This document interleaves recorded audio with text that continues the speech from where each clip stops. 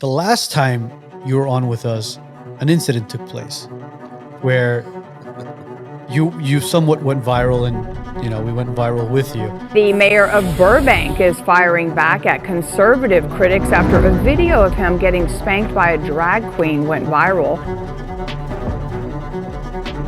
Our next guest interviewed Spanky for 8 hours and has true insight into the mayor.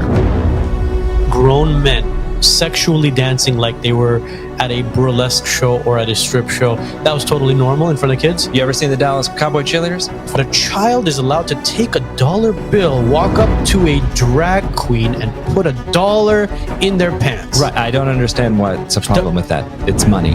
What's the issue? Are you okay with women competing in men's sports and men competing in women's sports? For some reason, you're tiptoeing around the question. If you were sitting down, you didn't have to wear a mask, but if you had to get up to go to the bathroom, you had to wear a mask.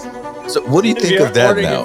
Before you said they didn't exist, can you confirm that Antifa is here? They do exist. So you would answer the question differently if you weren't a council member. I would. Absolutely. Yes, I would.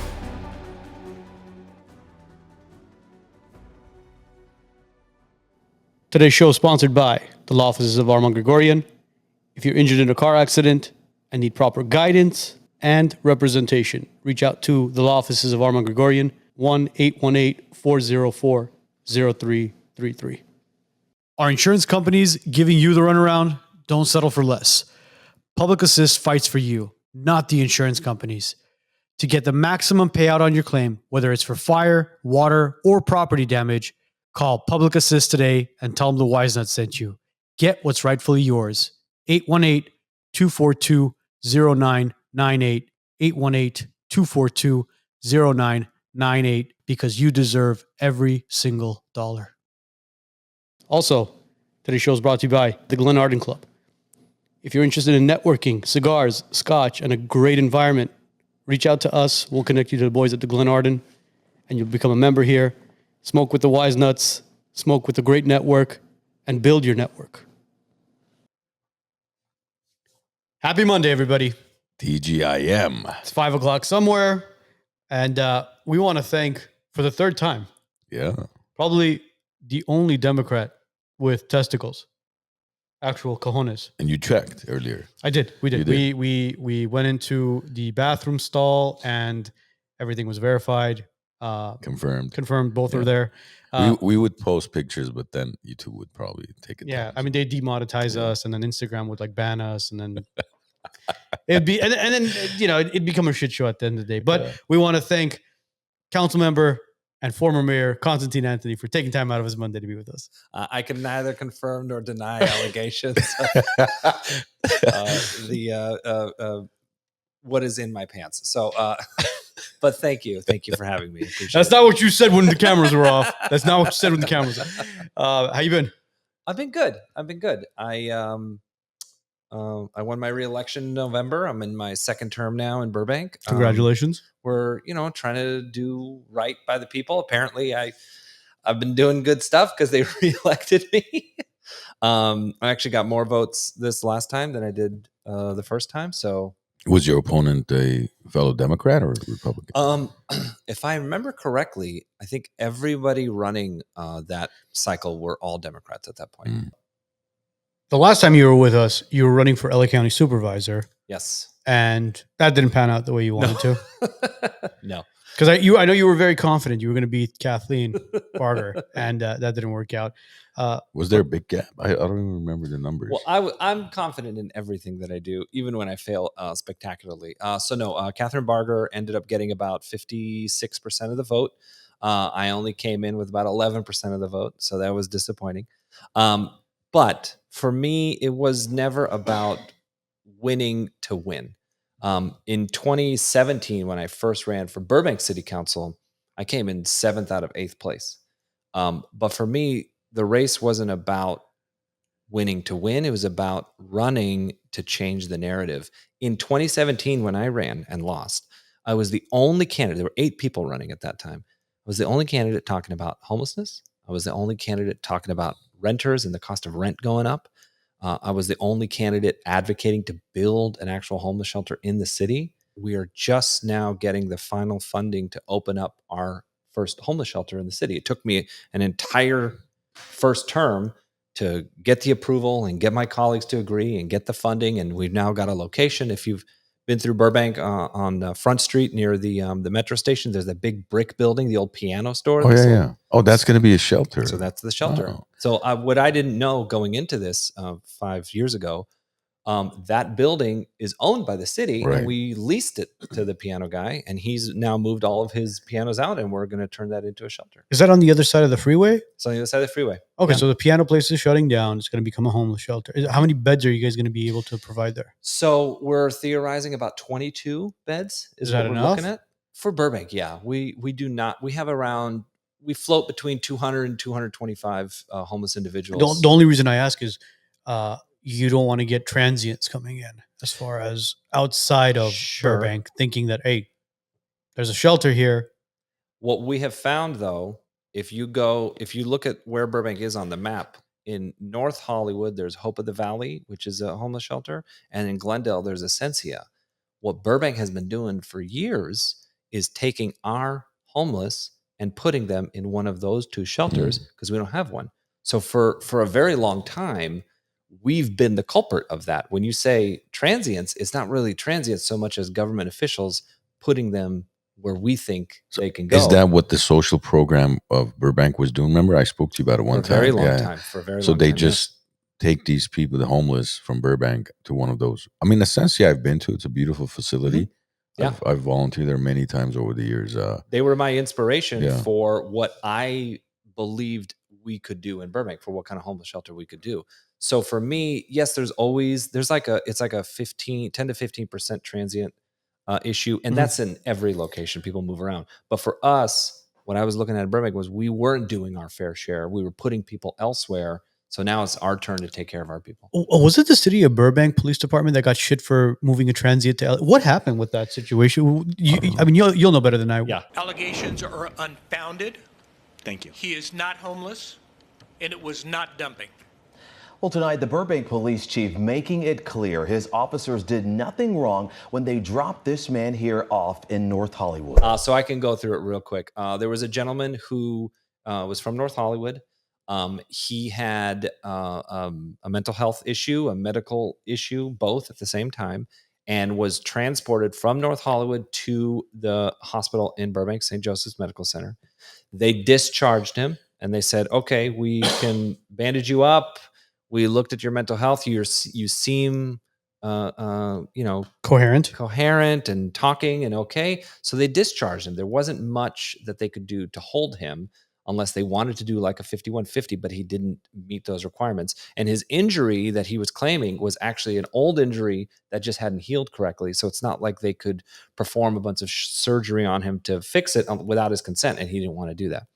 So we went through the records and we looked. So he's from North Hollywood. He went out there. And then what happened after they discharged him, he was simply on the bus bench acting erratically. He was in a state of disrobe at a certain point.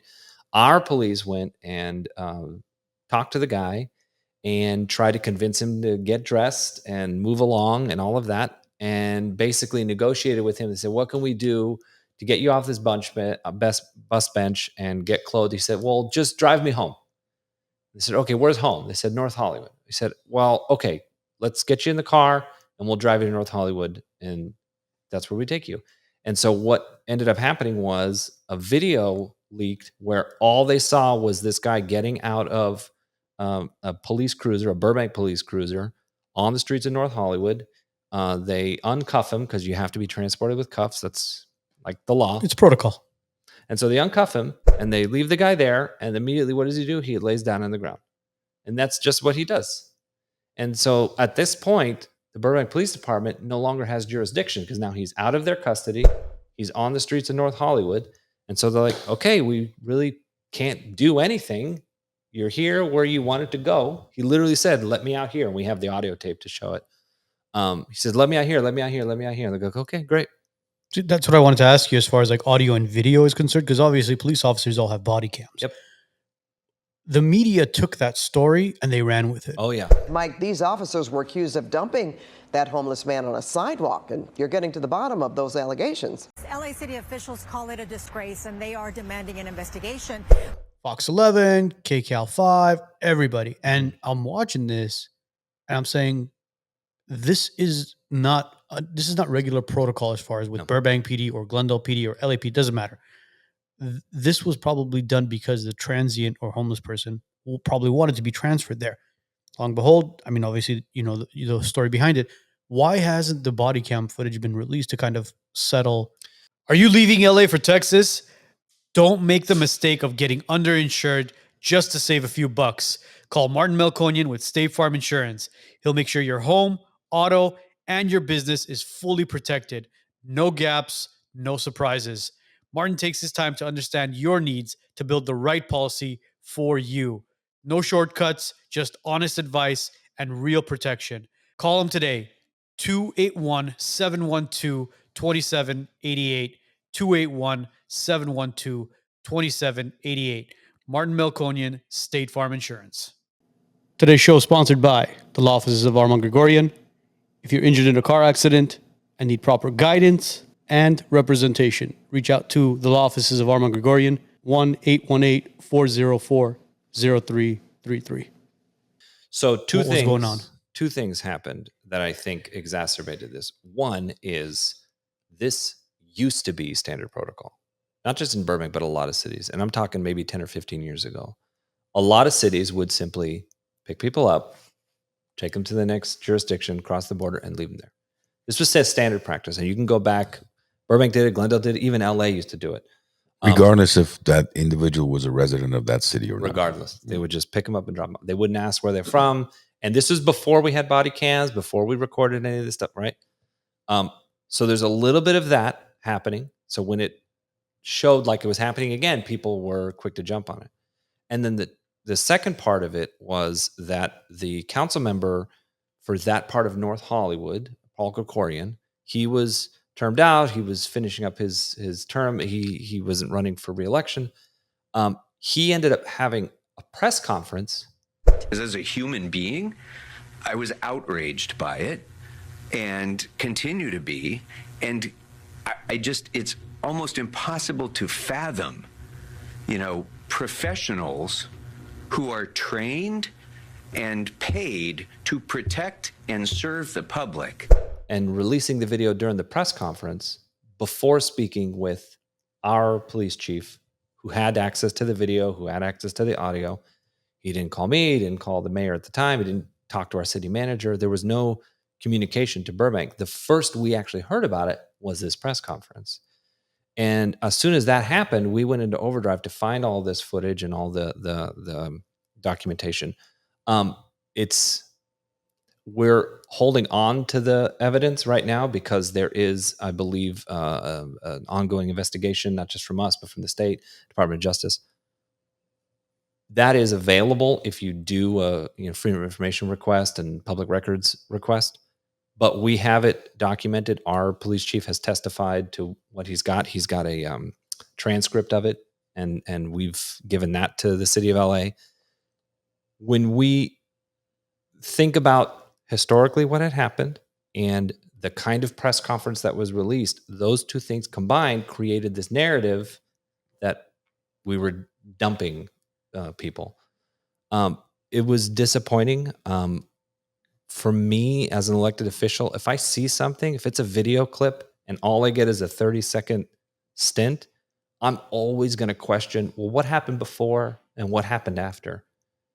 I'm not going to call the news and say, hey, everybody, come down here. I'm going to show you a 30-second clip, and then I'm going to speculate onto what happened. And so I think that was a little disappointing at that point. I can't imagine why that was done that way. I haven't seen press conferences like that called on those kinds of things. But, we take it, we move on, we try to reach out, and we try to do better. I will say this, and this has been, mentioned by our chief of police at the time. There was a miscommunication from our PD. We probably should have called LAPD. That's not protocol. That's not typically how it's done. But I think there's a way that we could have done it and said, hey, we're dropping a guy off. There's no protocol for this, but we're letting you know this is what happened. or at least like LA Fire Department or the local council member, hey, we're giving you a heads up. So here's what I want to ask you. The homeless person was transported from Burbank to LA at his choice, right? He wanted to be transferred back home. Mm-hmm. What difference would that have made if it was, for example, an elderly person who was lost, a child who was lost, or a disabled individual who was lost, where you see all these posts on Instagram and Facebook where they say, missing individual, lost individual, where they were found and they were transferred home. What difference is that? So I don't see any difference in that. I think it's the same work that's being done by the police department. Sometimes it's even the fire department. If somebody is wanting to go back home, that's where you want to take them.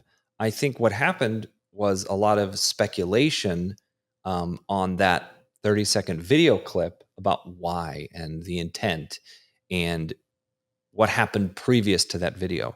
And so, I have a bunch of theories and thoughts about why that happened the way it did and the way it unfolded, but I'm not going to say those things publicly. I'm not going to speculate on it, because then I would be doing the same thing that the press conference did. That it was speculation. As far as Paul is concerned, what Paul did. Right. As far as, and the optics of it and why it happened.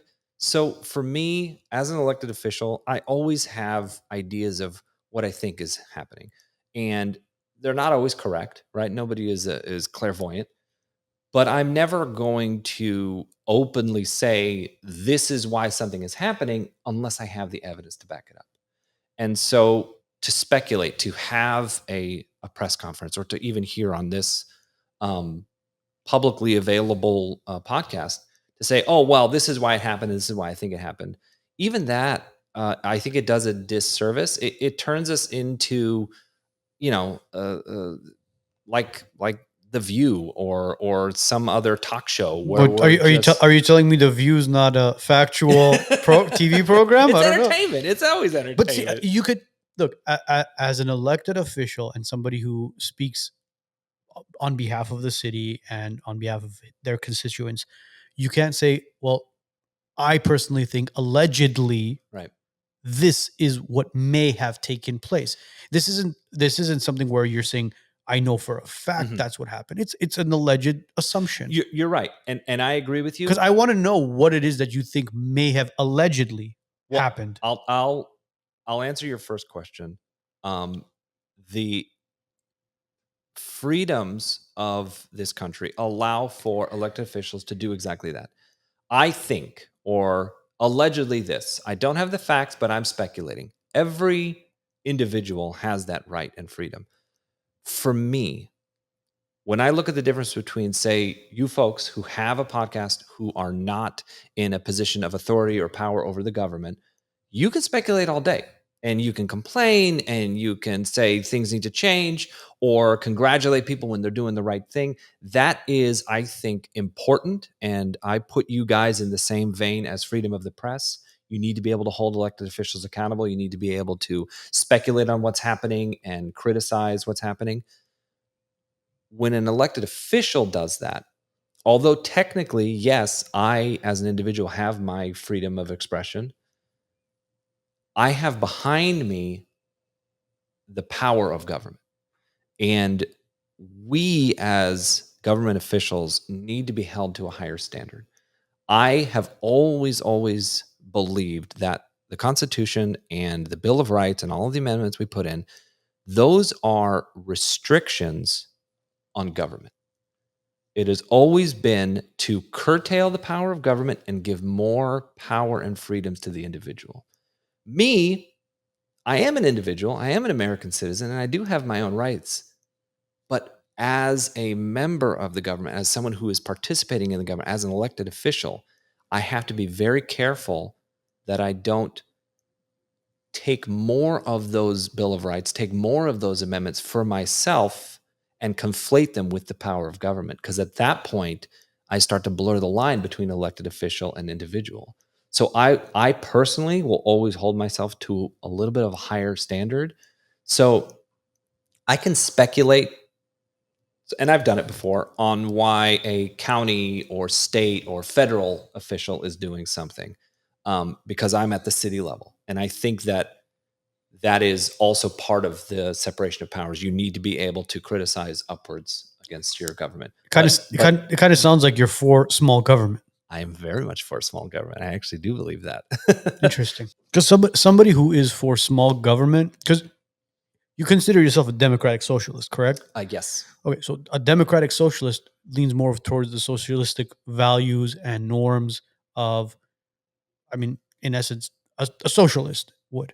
Mhm. Therefore, large government. Therefore, more government control. So that's just Therefore, more government regulation. Yes or no? but that's socialism as we've seen previously.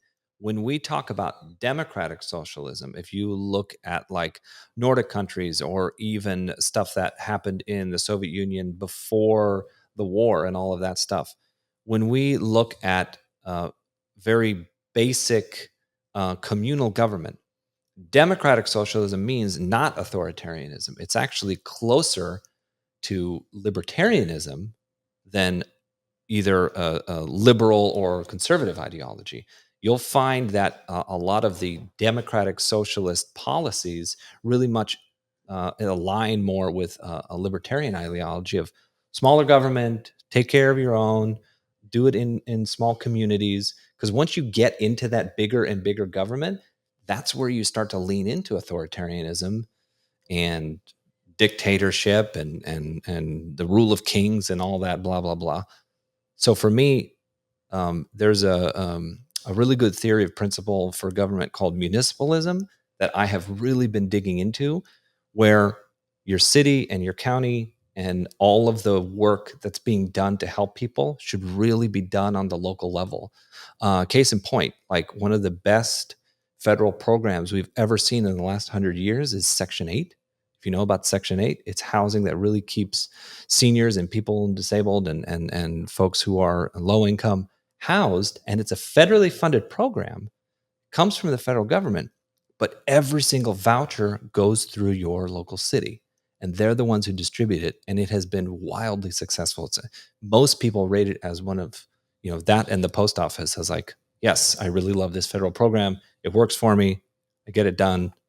It's successful. Look, the government does have certain socialistic features, especially the United States. When we talk about capitalism, we're not a fully capitalistic country. No, we're a hybrid, definitely hybrid. We are a hybrid. So, for example, as you were mentioning, the post office, the Section 8, the police department, the fire department, the schools, these are all socialistic features. But there's so much you can reach for when it comes to socialistic features, because at the end of the day, we still want to remain a republic, a capitalistic type of country, because that's what this country was founded upon capitalism. Going back to the democratic socialistic features, it still relies on taxpayers' funds. When you talk about federal funding, the federal funding isn't just money that's printed inside of a... It's not magic. No, it's not magic. It's taxpayer dollars that are being allocated towards whatever it is that's being used, wherever it's being utilized. So I truly do think that less government involvement and allowing people more freedom when it comes to housing and that Section 8 stuff is very important. I know you're a big advocate for rent control as far as with the city of Burbank, correct? Well, I want to push back on just one quick thing that you said. Go You ahead. said less government, which is different, and I fundamentally think is different than smaller government. So when I say smaller government, it's exactly the kind of thing I'm talking about with Section 8, where yes, it may be federally funded, but the small municipalities are the ones running it. They're the ones distributing it. They're checking the vouchers. They're making sure the housing providers have clean and neat units for people, that the right folks are getting those vouchers. When we look at it that way, I believe that's why it's such a successful program versus something like Social Security, which, if you look at the conversation even happening today, there are so many irregularities and errors through the program. There's a whole host of talking points about how it's not solvent, and the caps need to be lifted, and the wrong people are getting the checks. And that's because you see most Social Security the administration is run federally, and only a small portion of it, right at the distribution, is down to the county level. And so for me, if we removed a lot of those restrictions and regulations at the federal level, and we put it into the county, and we actually brought that closer, removed the caps, let the counties go in and find the ages and the names of the people, and a lot of the problems are when people pass away and there's no record of it, who gets the beneficiary of it. Let the counties do that work, as opposed to running it all out of Washington, D.C. So for me, it's not about less government, smaller government. Well, it's about regulating what these government entities are doing, because there's a lot of Social Security fraud. There's a lot of Section 8 fraud as well. Oh, yeah. I know you're Yeah. saying that, Section 8's a great thing, but I'll tell you this much. There's a lot of people who are taking advantage of Section 8. There's always going to be that. There's always going to be that percentage of people who try to get away with it. I think you're absolutely right. And I guess my argument is, do you want some big, 3-letter agency from the federal government trying to manage every single county and city? Whereas I believe local municipalities, they know their community better. They have active members on the workforce, on the government payroll, who know the city, who know the if it's Section 8, they know the housing providers. If it's Social Security, they know the people who live in the rest homes and the senior citizens. If you bring that locally, I think the fraud, waste, and abuse, the 3 things we've been talking about for the last few months, I think that can be managed better. That's just what I believe. I agree with you. It's all about managing the funds correctly. But see, I want to go back to what we were talking about as far as the rent control that we were bringing up. You're for rent control. Mm-hmm. Yeah. Somebody who's in real estate, me, myself, I've seen the ups, I've seen the downs, I've seen the supply and demand that's going on. Why not let the market take its course? Because what's happening right now, and I'm telling you this from experience, a lot of my clientele in Burbank who own multi-units side by side to each other, certain areas where there's more than 6-7 units, what they're thinking is, if this ordinance passes, they're like, we're going to jump ship. We're out of here.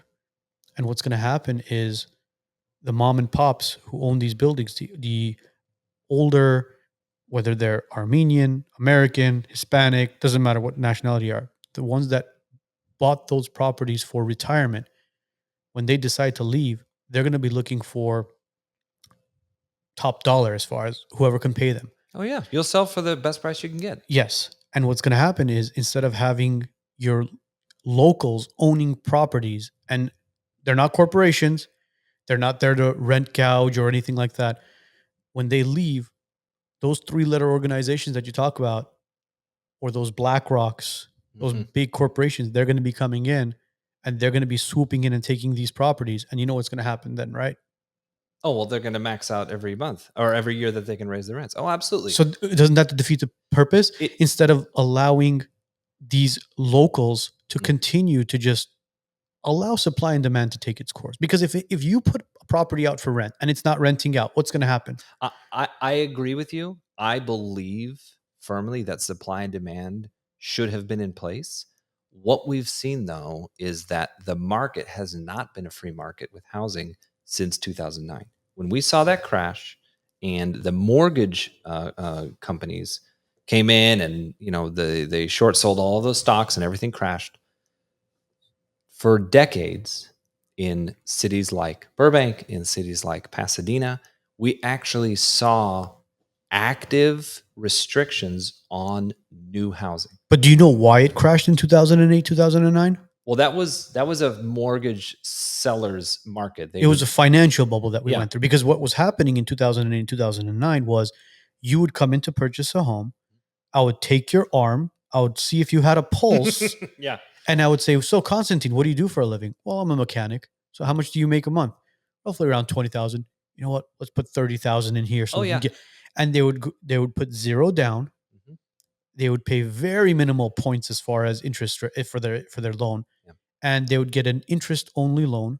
Right. And their payment was very low. And then all of a sudden, when the interest only runs out and the actual principal comes into factor, then they go, oh shit, I can't make this payment anymore. But you know what? I didn't put anything down. I have nothing to lose. I practically lived in this property for rent. And you know what? I'll continue to not make my payments anymore. And you know what? It'll probably take the bank about 6 months to a year to kick me out.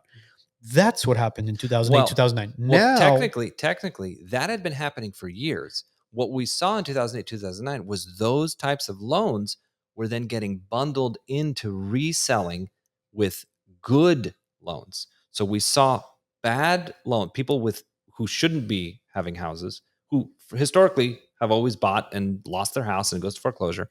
We saw the financial companies bundling those bad loans with good loans and then reselling them on the open market together. And people were purchasing those. I mean, to me, that's almost a form of fraud. well, look, the ones that were good loans, anybody who survived that 2008 bubble still owns their home today. Yeah. They're financially okay. But one of the problems we see, and this is since 2009, across the country, we hadn't been building new homes. There was no mass increase of home creation. And so we're in this weird deficit of more people than there are homes. And especially when you come to a place like California, where a lot of the land in California, because it's such a big state, a lot of the land was zoned in a very restrictive way. Zoning changes occurred. Okay, I agree with you. Yeah. But do you think that implementing rent control in a city will intrigue developers to come in and build? Why would a developer come in and say, you know what? Well, look, there's this 5-acre parcel in Burbank. Mhm. We can build about a couple hundred units there. Do you want to do it? And all of a sudden the investor goes, no, forget that. There's rent control there. All of a sudden you're just creating more supply and demand issues. Well, here's the issue. Most developers are not landlords. So when a developer builds, they look at the price. Can I make money off of this? I have spoken to developer after developer in Burbank. The number one issue they tell me that keeps them from making money has nothing to do with rent control. They only say, I can't build the density big enough to pencil out the affordableness of actually breaking ground. But then you know what happens, right? They begin to build cookie cutter homes. The quality of the build is not the same, is it?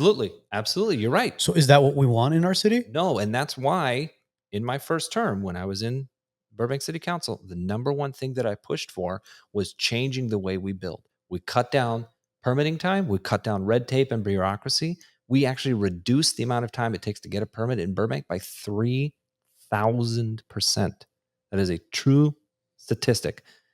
3,000%. It used to take up to 3 years to get a permit, and now it takes about 6 months. So, but I want to go back to my question. Do you think that if you were to pass a rent control ordinance, developers who come in and investors who come in who are going to be building quote unquote affordable housing and rental properties will be more intrigued to build in Burbank? It hasn't. I have yet to see any interest on them. Every developer I've talked to, Or investor, none of them have talked to me about rent control. So they're okay with continuing to build in Burbank, knowing that there will be or potentially will be a rent control ordinance. Yes, and the number one thing that I talk to them about is how interested they are in building for sale units. So one of the biggest pushes that I've been doing in my second term, and this is what I campaigned on over the summer, I said, look, I've worked on cutting down red tape. I've worked on let's build new affordable housing. Let's build more units. Yes, I'm pro rent control, but when are we going to get to building the kinds of housing that you can buy? The number one way, and this has been true for over 50 years, the number one way for families to build wealth in the United States of America is home equity. That has been true for decades. We're not building for sale housing in Burbank. And so that has been my big push in my second term. If a developer is coming in, I want to lay out a protocol for them to look at the construction, to look at the density, to look at the zoning and say, you know what? I think the thing that's going to pencil out the best for me is not an apartment where people rent, but a bunch of condos that people can buy, townhomes. Where would you build in Burbank, though? I mean, are there any vacant lands or any? The ones that I can think of, for example, is the Old Fries location, which has already been acquired and it's going to be developed into like 600 some units or so, right? Huge. 738 Seven- units, I think. Yeah. And then we've got the old IKEA location, which has been sitting around for some time. The Kmart. Yep. So the old IKEA and the Kmart, that's all in what we're looking at as the new downtown redevelopment. There's a huge push right now to get all of that redone and rezoned so we can put commercial on the bottom floor and residential on top, much like you saw in the Americana in Glendale. But the biggest opportunity site for us in Burbank, it's actually two spaces. One by the studios, so what we call the media district, where Disney and Warner Brothers are. Most of that is actually office building. And what we're trying to do is rezone it so that you can build housing there. And then the other biggest section is by the airport, where all of it, almost 90% of it, is industrial. It used to be manufacturing. It used to be Lockheed Martin way back in the day, where we were building warplanes. That was for like 50 years we were doing that. So we have done enough work to treat the ground and get all of the big heavy minerals and stuff from all of that industrial out of the way. And it is now under state law, legal and safe to build housing. So we're doing a huge change in all of the zoning up in the north end of town by the airport so that we can put in a ton more housing. If you look at what's happening in Pickwick, the old bowling location, now that was an SB 35 project. That's something from the state that says we can't. It's a law that says if they can build housing, they're allowed to build housing. The city can't stop them. We were lucky enough to get them to build condos because they could have just put apartments in. But our big push at the city has been, this is what I'm saying recently, to do for sale housing. So you're okay with for sale housing? Because at one point I know you were for rental only. You didn't believe in ownership. No. I've always been against actually rentals in general, because if you are renting at a certain point, you're just burning your money. It's one of the reasons why I think rent control is simply a step to ownership. If you have 2 plots of land in a city where, you know, the regulations and the guidelines, the kind of stuff that I'm pushing for, favors for sale units, and at the same time you also have strict rent control, well, as a developer, you're going to come in, you're going to look at those 2 ordinances, and you're going to go, oh, well, all right, I'm going to build for sale housing. And to me, over time, what that's going to do is transfer that wealth and that ownership into the hands of the people who live there, the families that live there, versus what we've had for decades, which is we're only building apartments. The people who own those apartments, sometimes they don't even live in the city. Sometimes they're not even people. They're just, you know, equity corporations and LLCs, maybe even, you know, out of the state like Canada or Germany. That money is leaving town. It's going somewhere else. The profits and the wealth. So for me, how do you change from this, where it's all rentals, to this, where the people who live here own? So are you trying to create something where it's like a lease or rental with turning into an option to buy? That's actually a huge part of what I've been pushing for, because right now we do have a lot of rentals in Burbank. And so over time, through attrition, if we just build condos, yes, we will get more ownership. But how do we take the housing stock that is rentals and convert them into ownership? New York State has been doing this for a very long time. They're called co-ops, where you basically take an apartment building, and at a certain point, the guy who owns it or the company who owns it wants to sell it, and you create a limited trust of just the people who live there, who buy the building. And so now it becomes like an HOA for a single building, and everyone who lives there has ownership in it. And so for me, that kind of transfer from rental to ownership or lease to ownership. How would you go upon doing that? Let's say, for example, it's an apartment building with, call it 10 units. Mm-hmm. What if 4 of the 10 don't want to be part of it? All you need is a simple majority, and they create a trust, and the trust itself can purchase the entire unit. And the people who don't want to buy into it, they become still renters to the trust. And at a certain point, if they move out, the next person who comes in can either rent or buy into the trust.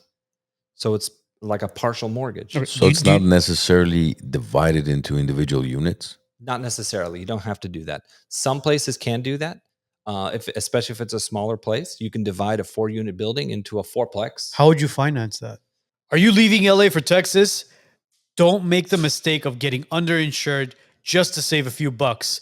Call Martin Melkonian with State Farm Insurance. He'll make sure your home, auto, and your business is fully protected. No gaps, no surprises. Martin takes his time to understand your needs to build the right policy for you. No shortcuts, just honest advice and real protection. Call him today, 281-712-2788, 281-712-2788. Martin Melkonian, State Farm Insurance. So there's a lot of public financing to start that. And basically the city would be this is what I've been talking to our city treasurer about. They would be the underwriter of the loan. So it's not technically their money, but they're putting up the collateral. So would it go through Fannie Mae and Freddie Mac? You'd probably get private home equity, or what I've been trying to get is local credit unions. So what would be the interest rate on something like that? Well, you can do a much lower interest rate because if the city is backing it, if they're putting their name on the lease, they have a good credit rating. So then technically the trust doesn't own it. It's still in the city's hands. Well, it's not in the city's hands. They're an underwriter. There would be a, what do you call it? When you're co-signer. Yeah, a co-signer. That defeats the purpose of owning. You're technically still in the city's control. Because let me explain. They don't control it. They're like they're a lien holder, right? So it doesn't that you do not own the title technically. Now hold on a second. When you have a mortgage with the bank, you don't own the title either. The bank owns the title. I know, but at the end of the day, you can go in there, and if you own a piece of the parcel or a condo, if you happen to come across some money, you pay it off, the bank goes away. The same would be true But now you have how many entities involved? You have 10 people involved. Right, but if you're one of the entities and you pay off your portion, you're free. And what I'm saying is over time, it's not going to be a 5 or 10. So let me explain to you how that won't work, because based off of Freddie Mac and Fannie Mae guidelines, right? So if I'm selling a condominium in a certain city and there's 10 units there, right? If one entity owns more than half of it, Fannie Mae and Freddie Mac will not fund that loan. Right. That's what I'm saying. You find other entities that will. Fannie Mae and Freddie Mac are standard private equity. This is like... I get it. But see, what I'm telling you right now is these are companies and lenders that exist today with guidelines. What you're talking about is you'll find someone. Who are you going to find? So they've done this in New York. They've done it in Illinois. New York East Coast is different. Remember, East Coast doesn't even have escrows or any of that stuff. They go through attorneys and stuff when it comes to sales. I understand. The West Coast is a completely different market in its own. I know. We still have to build this. It hasn't happened yet. And so for me, when we look at what other states are doing, when we look at what other countries are doing, if we can write the guidelines and put them into effect and try them on a small scale. I'm not saying we, lease out the whole city. You try it in little portions. Well, that's why I brought up only 10 units. 10 units is not a lot. It's not a lot. So I'm trying to figure out where this money is going to be coming from, because you're like, well, find it.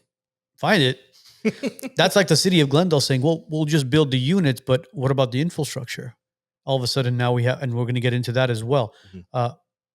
Before jumping onto a bandwagon, saying like, okay, we'll find it. How about we figure out the funding sources of it, find out from maybe professional lenders? Of course. I'm not saying we're going to do it without having all that stuff. What I'm saying is, for me, when I look at a need in society, if the community is asking for it, then I will do everything in my power to find a way that it works.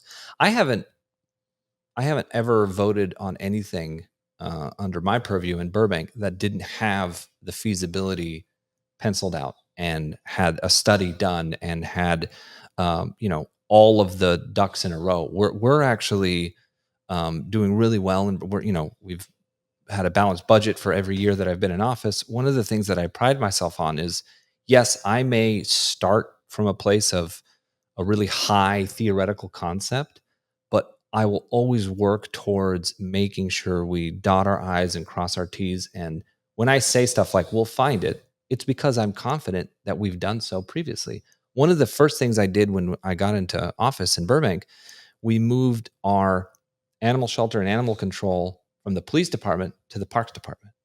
It had been in the police department for 52 or 53 years. And when I proposed it, people were like, you're crazy. It's never going to happen.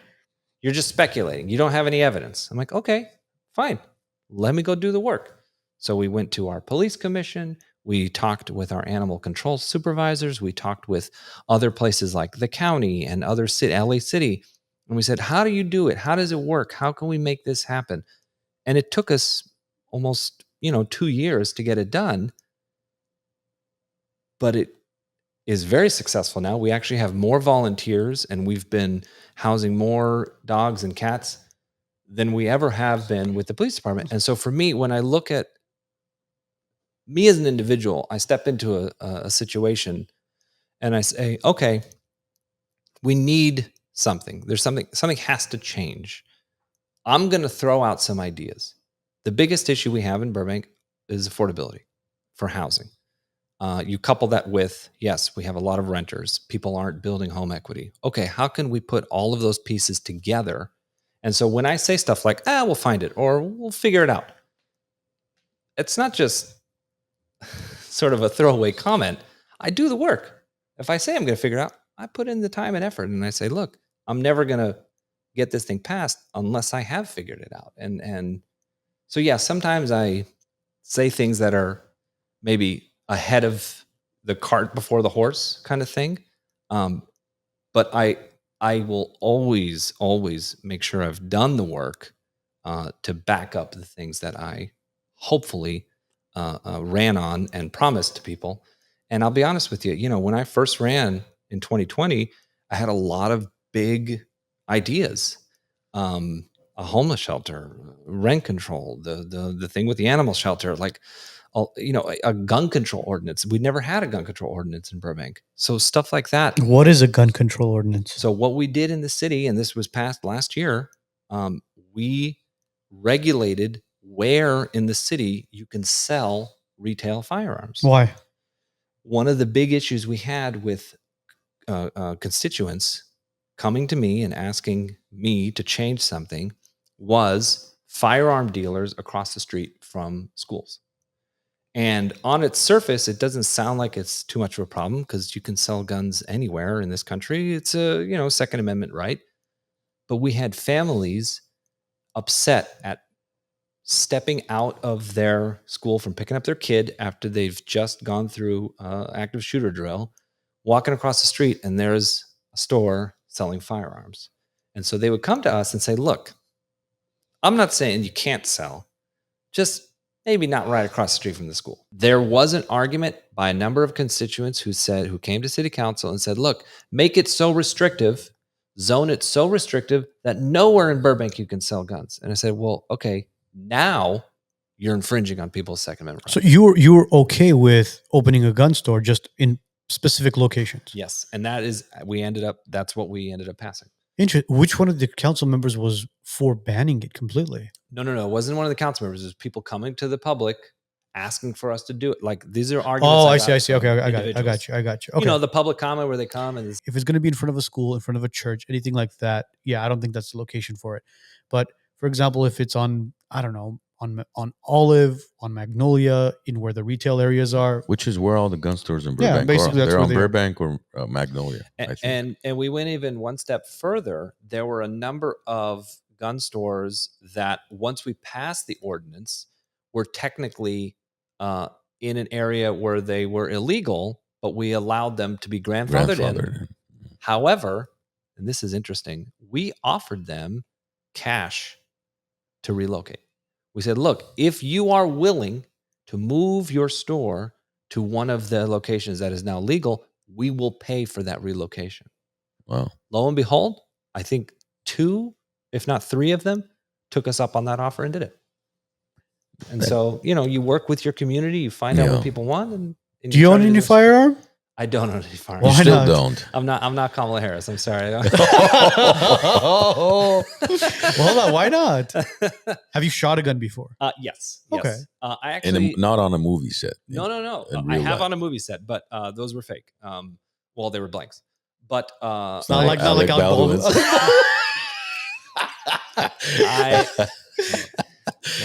Alec Baldwin. But you know what I'm. Well, real quick, I Sure. actually went to for a couple years in middle school. I actually lived in rural Iowa, Yeah. and they taught you how to shoot a bolt action rifle in PE class. Oh, nice. So we did Really? bowling, we did volleyball, and we did rifle shooting. Yeah, That's actually not a bad idea. Yeah, man. We should propose that in Glendale, Burbank. Yeah, right. They took away woodshop, bro. You think they're going to bring in bolt action rifle shooting? Well, the difference is in a rural community like that, you have a lot of kids who actually live and work on farms. Yeah. And they have active firearms to keep out, predators and that kind of stuff. He's a changed man. Yeah, I was just gonna say I really like his idea of the smaller government where it's it's Smaller not government, not less government. Yes, but my question to you about You that don't like is that? no, because look, Section 8 I'm not works saying, well I'm saying because if it's regulated properly. Yes, but and so for me, I'm curious as to the shelter you guys are gonna build in Burbank. What is that going to cost per bed? Do you have any idea? Oh, I don't know. Well, so the way we're looking at the funding, we get a lot of county dollars, state dollars, and even federal dollars that are specifically earmarked for homelessness that you can only use for Right. homelessness. And so when you look at it that way, they sort of give you more money if you ask for more money. There's a big pot of money that says if you want to take care of a bunch of people for homelessness, we'll actually fund a lot of it. So for us, scaling up to 22, because we were originally only going to do like 10, but it actually cost us less per bed to go up to 22 because you get more money for it the way it penciled out. Yeah, the more you do, the less it'll cost you. Yeah. As far as what the city of Burbank is concerned, obviously you guys are pushing for more affordable housing. You guys are pushing the homeless shelter, more condominiums and townhouses. Infrastructure-wise, is the city of Burbank prepared for it? So we just went through a rate increase on our sewer and water and electrical rates. It's about a 8.8% increase. That's a lot. One of the problems, though, is that before I actually got onto council, there were many years where our city council refused to increase rates. So even to this day, with our rate increase, we'd be the second lowest water and power expenditures price-wise in the county. But what you get when you start to spend that infrastructure money at a certain point, and we talked about scale earlier, at a certain point, when you increase scale, the price per unit comes down. So we are building in areas that we haven't built before. Like I said, near the airport, where it's been mostly industrial, the media district, where it's been mostly commercial. When you start to put housing mixed in with that, you're gonna have to pay for sewer and water and power and transformers and power lines and the streets and the sidewalks. At a certain point, though, you get to a level of scale where, okay, the price point comes down per unit, even though it's more money overall. When you factor in all the new economic growth in those areas, which always comes after, you build the housing first, people move in, then they start to get the jobs. So there's always a 5 to 10 year delay, which is unfortunate, but that's the reality. Then at that point, 5 to 10 years out, the economic input back, the people who are working in those jobs, the people who are bringing that money back to the city, at that point, those tax dollars begin to offset the cost. So it's always a little bit of an increase, a little bit of a hurt to the wallet at the beginning. But if you don't do it, if you don't put in the dollars, you're going to build out a city that has crumbling infrastructure, that doesn't have the sewer capabilities. You're going to get backed up sewer on the street. You're going to get streets that can't handle the cars and the roads. You're going to get power outages, all of that stuff. But is the city of Burbank prepared infrastructurally for more units? Not currently. And so that's one of the biggest jobs we have at Burbank Water and Power is to prepare for that. And so that's why we've done these rate increases.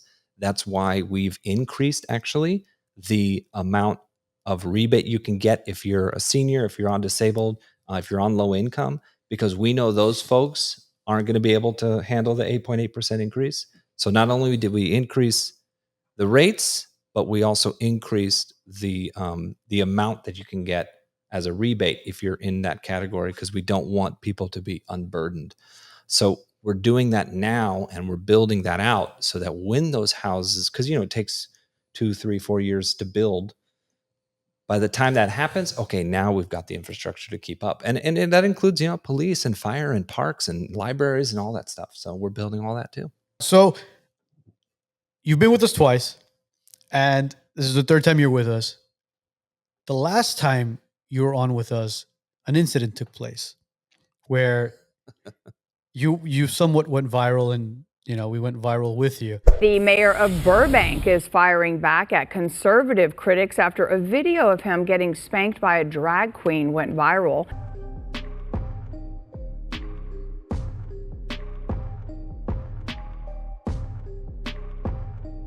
You won an Academy Award for that. Practically, man. I think you know where I'm going with this, right? Yes, the mayor spanky incident. So what the freaking hell were you thinking? I think that was a pretty funny and interesting time in my life. We were in the middle of that writers and actors strike, so I was spending a lot of time out on the picket lines. I'm an actor, or I was an actor for a very long time, and SAG-AFTRA union member. And so I was doing a lot of work trying to help people out and win their contracts. And at the same time, I was the sitting mayor of Burbank, which is a huge media town. And so I was doing a lot. And so when this drag queen bingo came across my desk, and I'd been to a couple drag queen bingos before, they seemed fun, but I'd never attended as an elected official. And so I went and I participated, and it was all fun and games, and it was very silly. And so and it was a private event, right? It wasn't open to the public. So when the footage ended up getting out, I believe you guys were probably the first ones to post it. I had seen it on somebody's private account prior, but you guys were the first ones to post it publicly. Somebody sent us the actual footage with the actual audio and all that stuff in there. Where did you get like the full footage, or was it just that clip? No, we got the full. I still have the full footage with the audio in there. But when we took it and we snipped it up, we added the YMCA music to it. Or it was the YMCA music to it, and we put it up. Fucking neighbor, it's hilarious. Sorry, we put it up at like 7 p.m. and then we went to bed. Yeah, and then we woke up in the morning and it was just was huge. And all of a sudden, Larry King contacting us. Yeah, all of a sudden, like you got the nickname Spanky Burbank. Yeah. So I mean, what was going through your head? You're a mayor at the time. Yes. So you got to remember, like I said, I get it. There was a lot going on. The SAG, but I was in that, because I'd been on the picket line with a bunch of performers and actors, and I was really getting in touch with, me and my history as a performer, because I did stand up, I did improv, I did live theater, and I'd been to drag queen bingos before and all that stuff. So I'm a performer at heart, right? I love getting up on stage and being silly. And so when this came across, my calendar, I'm like, oh, I'll go and I'll hang out. And, oh my God, okay, we're getting spanked. This is funny. I never expected like the video to get out. Like that was just, and when I originally saw it on your guys' timeline, that I mess with you guys and we have this. Of course, and you changed your Instagram and your Twitter name to Spanky Burbank. Yeah, Mayor Spanky. Yeah. Mayor Spanky. And so my first response to you guys, when you guys posted about it, I think I said something like jealous ? Something like that, yes. And of course, I'm just messing with you guys. And our, your community knows me. I've been on. Of course. And so when I said that was totally on brand for me.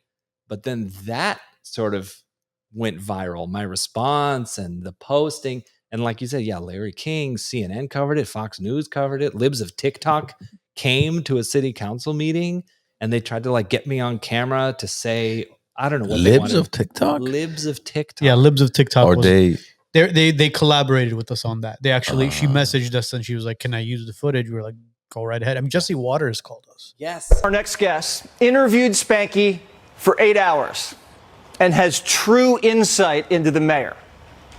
Grown men sexually dancing like they were at a burlesque show or at a strip show. That was totally normal in front of kids. You ever seen the Dallas Cowboy cheerleaders? But a child is allowed to take $1 bill, walk up to a drag queen and put $1 in their pants. Right. I don't understand what's a problem with that. It's money. What's the issue?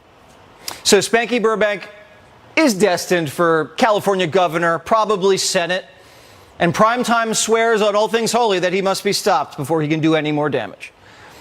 He tried to get me on. He asked me if I could do, my calendar didn't work out or whatever, but he was like, "Can I have you come on and do an interview?" So yeah, it was just one of those things. There was a lot going on at that time with drag queen story hours, the LGBTQ community, BLM, all this stuff going on. And at the time when we interviewed you at the old studio, we asked you about children putting money into drag queens' underpants, and you were okay with it. Are you okay with it now? I wasn't okay with it. I wasn't okay with it. You said there's nothing wrong. You said it's just money. If they're going to do it. Verbatim, you said it's just money. What's wrong with it? But a child is allowed to take $1 bill, walk up to a drag queen and put $1 in their pants. Right. I don't understand what's a problem with that. It's money. What's the issue? What is your issue with that? And you compared it to the Dallas Cowboys cheerleaders. So those men, those grown men, sexually dancing like they were at a burlesque show or at a strip show, that was totally normal in front of kids. You ever seen the Dallas Cowboy cheerleaders? What about the Dallas Cowboy cheerleaders? Same stuff. Now, fast forward, 2 years now? 3 years now? I think. What is your stance on something like that? This is like your moment to kind of redeem yourself. Redeem myself? Of course. From what? From children putting money into drag queens' underpants. Right. What I said at the time, it's just money. And so I stand by the idea that if you're with your parents and your parents are okay, they're not nude. These aren't naked people, right? If your parents are there, No, they're not naked. They're just in spandex with their junk showing, but they're not nude. You're right. Yeah. What I'm saying is, it's irregardless of gender. I mentioned the Dallas Cowboy cheerleaders because one of the things we've seen on national television many times are women scantily clad, which is totally fine. That's up to them. People take their kids to the football games. They cheer them on. They get signatures and autographs. What I feel is the sticking point is that the individual who is watching that, if they have their own personal biases against the gender of the person who's dressed that way, they're putting that, they're putting their personal bias into a moral code. And they're saying, oh, it's immoral for that child or family to do that because I don't believe it's right.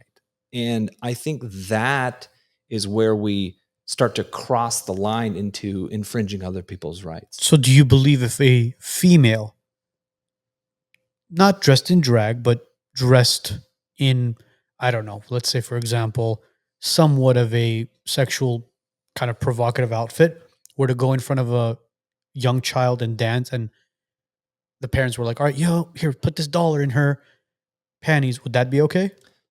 I'll give you this. No, would that be okay? Hold on. I'll give you this comparison.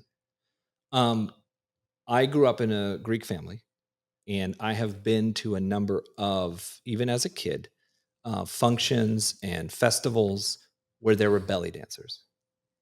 And they were very scantily clad. And there was zero issue with small children in the vicinity, watching, cheering, dancing with the belly dancer.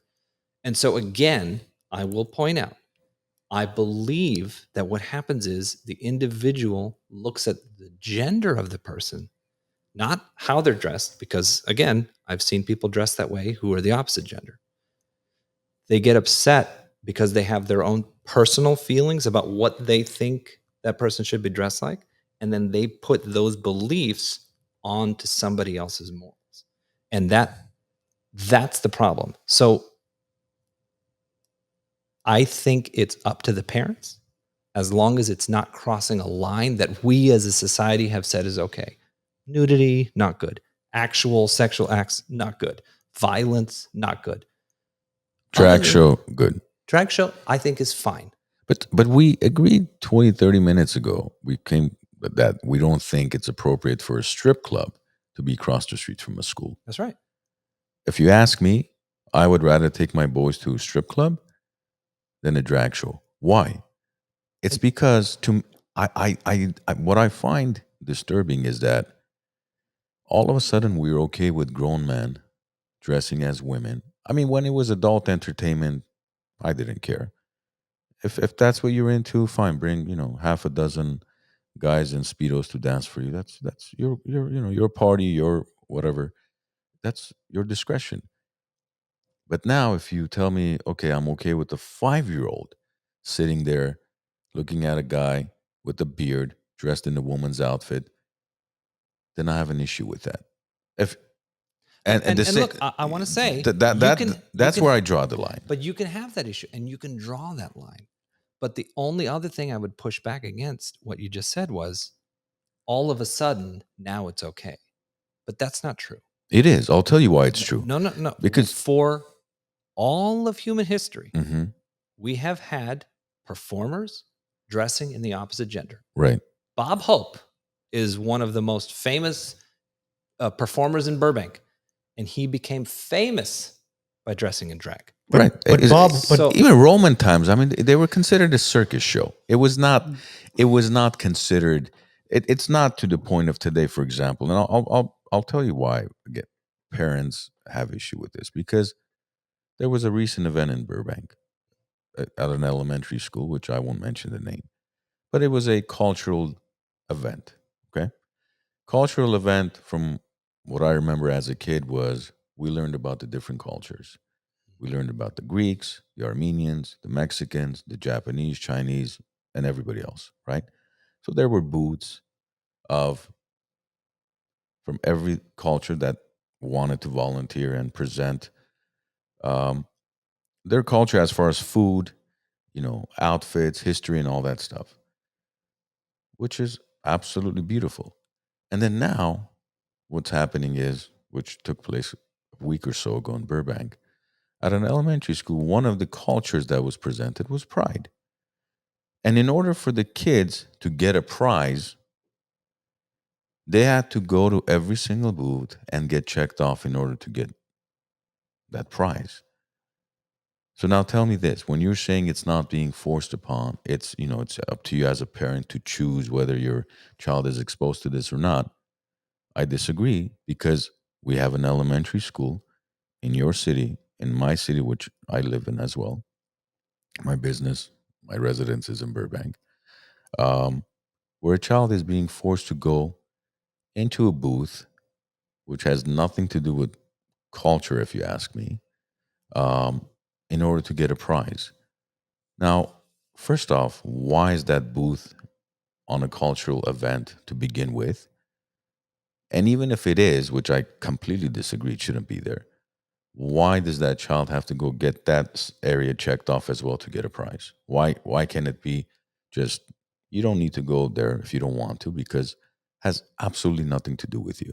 You're curious about China, India, of course, but curious about pride as in what? How is that a cultural, how is that in any way inclusive to some type of cultural event? Culturally appropriate. Yeah. Right. Sure. Well, first I would say a prize is extra.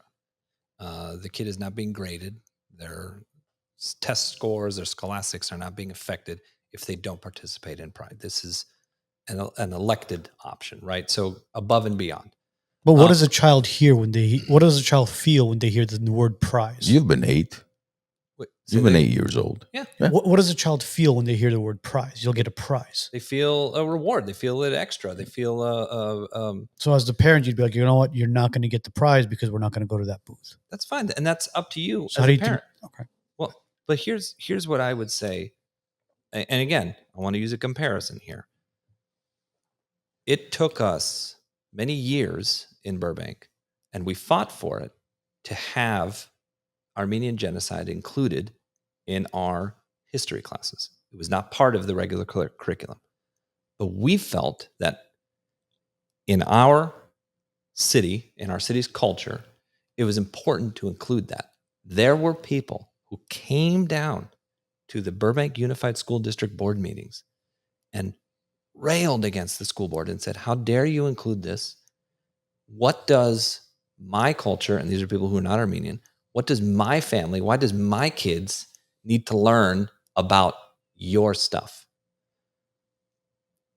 Their argument was it didn't affect them. It wasn't part of their life. So why did they need to learn about it? I just want to clarify. I got to stop you there because you comparing the Armenian genocide to Pride Month or Pride inclusivity I find it very offensive. Now, why is that? Because 1.5 million of my people died in the hands of the Ottoman Turks. That's why. Are insurance companies giving you the runaround? Don't settle for less. Public Assist fights for you, not the insurance companies. To get the maximum payout on your claim, whether it's for fire, water, or property damage, call Public Assist today and tell them the WiseNuts sent you. Get what's rightfully yours. 818-242-0998. 818-242-0998 because you deserve every single dollar. And how many LGBT folks in this country were stoned? How many? Murdered? How many? Upwards of 3 to 4 million over the last 100 years. 3 to 4 million were stoned in this country? In the United States? In the United States were stoned. 3 to 4 million. Not just stoned. Stoned, killed, murdered. In the United States. Yeah, over the last 100 years, mind you. This is a very long period. Konstantine, where did you get these numbers? 3 to 4 million. I don't even think 3 to 4 were stoned and murdered in the United We're States. talking about family members. We're talking about people who were murdered. We're talking about people who were killed. Do you know what happened in a matter of a week to the Armenian people? In a week. I know. It's a lot. Do you know what happened with the Greek people in a matter of a week, in a matter of a month? Hold on. It's not about the total numbers, and we're not trying to compare. I'm not talking about total numbers. I'm talking. You're saying in a matter of a. You're talking about. You're talking about. You're saying. You're saying in 100 years people were 100 years people were stoned in the United States. I mean, they're still being stoned to this day. There is still violence happening. People being shot because they. What is it? The gay panic defense. You came after me. I truly believe that the LGBTQ community, the lesbians, the gays, whatever, that there's this big spectrum. I truly believe that they're the most protected community in the United States today. Come on, man. Come on. You can't speak up against them, Konstantine. But you can kill them. Who's killing who? People are dying in the streets. Are you not serious about this right now? Where? I can't find it anywhere on the internet. Just look it up. Gay man murdered. You'll find No. You said 3 to 4 million in the last 100 years. I'll send you the statistic. Look up the news today, and you will find someone in Texas. Just a couple months ago. But you know what they don't talk about? They don't talk about the black on black crimes and the gangs that are killing each other daily in Chicago. Why not talk about that? They talk about that. That's on the news every night in Chicago. So what do you think is happening more? Do you think there's more gang violence going on, or people in the LGBTQ community being murdered? Gang violence, of course. There's just more people in gangs. There's just, if you go percentage wise. But my point is, you brought up the Armenian genocide, that you're offended that it was compared because of people getting killed. No, but you're comparing the Armenian genocide to I'm talking about any killings. Okay. The reason I brought up the Armenian genocide is because in Burbank specifically, that was a cultural teaching moment that we tried to put into the curriculum that was prevented. It's not culture. It's Armenian history. That's what it is. Not culture. Well, do we discuss when those individuals came and said, "Why are you discussing the Armenian genocide? What is the relevance? Doesn't affect me." Did you ask them? Have they protested why we discuss the Holocaust? Well, that was probably brought up. I don't know. I wasn't in the No. room I mean, at the time, I don't remember anybody protesting to remove the Holocaust event from any type of school programs. Why not? Because I think it's just been around longer. I think I would imagine. which one was before the Holocaust? Which one's or been the around genocide? longer, genocide or Holocaust? In Burbank schools, we have taught the Holocaust longer Why? than the Armenian genocide. Why? I don't know. I don't know the answer to Because that. Jews were in Burbank before Armenians, or what? I don't know why. I mean, see, because you got to ask these questions. You're a smart guy, and you're Greek, and sure. your people have faced the same atrocity that our people have. We were faced. together in this. And hold on a second. and it hasn't. I don't feel as though the why one came before the other is important. For me, it's why isn't it being taught now, and how do we fix that? I don't try to go back and put blame on who did what and who didn't do what. For me, I look at the present and I say, what Right. needs to be taken care of now? Of course. So when we fought to get the Armenian genocide taught, I was in favor of it. Yes. Now, when we do these Pride events in Burbank, and we've had Pride for almost 5 years now, we do these cultural events citywide. We have people talk about it in the school district. One of the things that I always mention to people, and you rightly brought up that one of the reasons we talk about it is because people were killed, the genocide. When I talk about LGBTQ issues, I look at the headlines. I see that people are literally being killed to this day, and it's not en masse, obviously. We would see a huge endemic of it, but it still happens that people die simply because of who they are, not that they're trying to force it on anybody. They're simply being themselves. So I just want to clarify. You're saying that these individuals are targeted. Yes. And they go after them because they're part of that community, and that's why they're getting killed. Yes. It doesn't happen to be that, oh, this individual was killed, and like it was with COVID. The guy basically died in a car accident. No, he died of COVID. Right. That's not what's happening. It's people are being targeted. That is still happening in this country. Not as much as it used to be. We've spent a good 20, 30 years in this country really trying to fight back against that. Famously in the 70s, Harvey Milk was killed in Moscone Center in San Francisco. And I think that was sort of the starting point of our cultural awareness of violence against gay and lesbian and transgender folks. So we've seen a huge decline, but it's still not gone completely. And so for me, when I hear from community members, and you are valid in your feelings, I want to let you know that I agree that you can teach your kids, and what you feel about the exposure to your son is valid. I'm not saying you have to change your parenting or your beliefs, but all I'm asking is that there are families in Burbank, there are families in Glendale, either the parents are LGBT or the kids are LGBT. They're trying to understand their own lives. They're trying to do so in a loving and non-violent community. And so if we can include the understanding and cultural awareness of LGBT to folks who don't have that in their family, because that's the first question I would get. Why would someone who's in a family where the parents aren't LGBT and the kids aren't LGBT, why do those kids have to learn about LGBT issues? Well, at some point in their life, they're going to interact with somebody who is a member of that community. How do they do so with compassion and understanding and empathy? So why don't we do it with all the cultures? Why don't we do it when how you're going to interact with somebody who's black, somebody who's Jewish, somebody who's Muslim, somebody like, for example, do you shake a Muslim woman's hand? I mean, I don't, because I know, because I've been exposed and I hang out with people who are Muslim. So, But see, why aren't we teaching that at schools? But I would venture to say that we are doing that. I went to a cultural event last year in Burbank Middle School, where they had, each of the classrooms had a different organization. We had Hindu teachers, we had Muslim teachers, we had folks who were talking about martial arts and how you have a culture around martial arts and Eastern martial arts like that. Like, it was every single thing under the sun. There was one room for it. And for me, I don't think there is a limit. I think there is so many things we can teach that at least getting one exposure to it, like, if a kid 20 years from now interacts with somebody from a culture that they may have had, 1 hour of class with in school, it may benefit them. They may think, oh, I remember when we had to do that one assignment.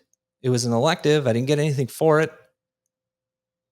But I am now in Japan and I know how to bow instead of shake a hand. Like, that may help them in their life. Like, so stuff like that, if you expose somebody to it and they have just one little bit of understanding, I don't see any harm in that.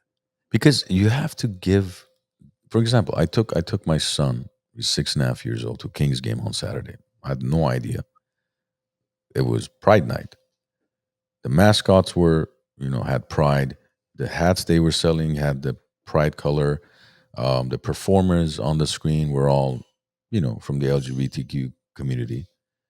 So I had no I wasn't expecting that at all. But I'm sitting there, my son's watching, and I didn't walk out. It's not like I told him, close your eyes. These people are not. No, they're human beings. Obviously, they've made a choice to be that way. That's fine. I have no issue with them. Well, hold on.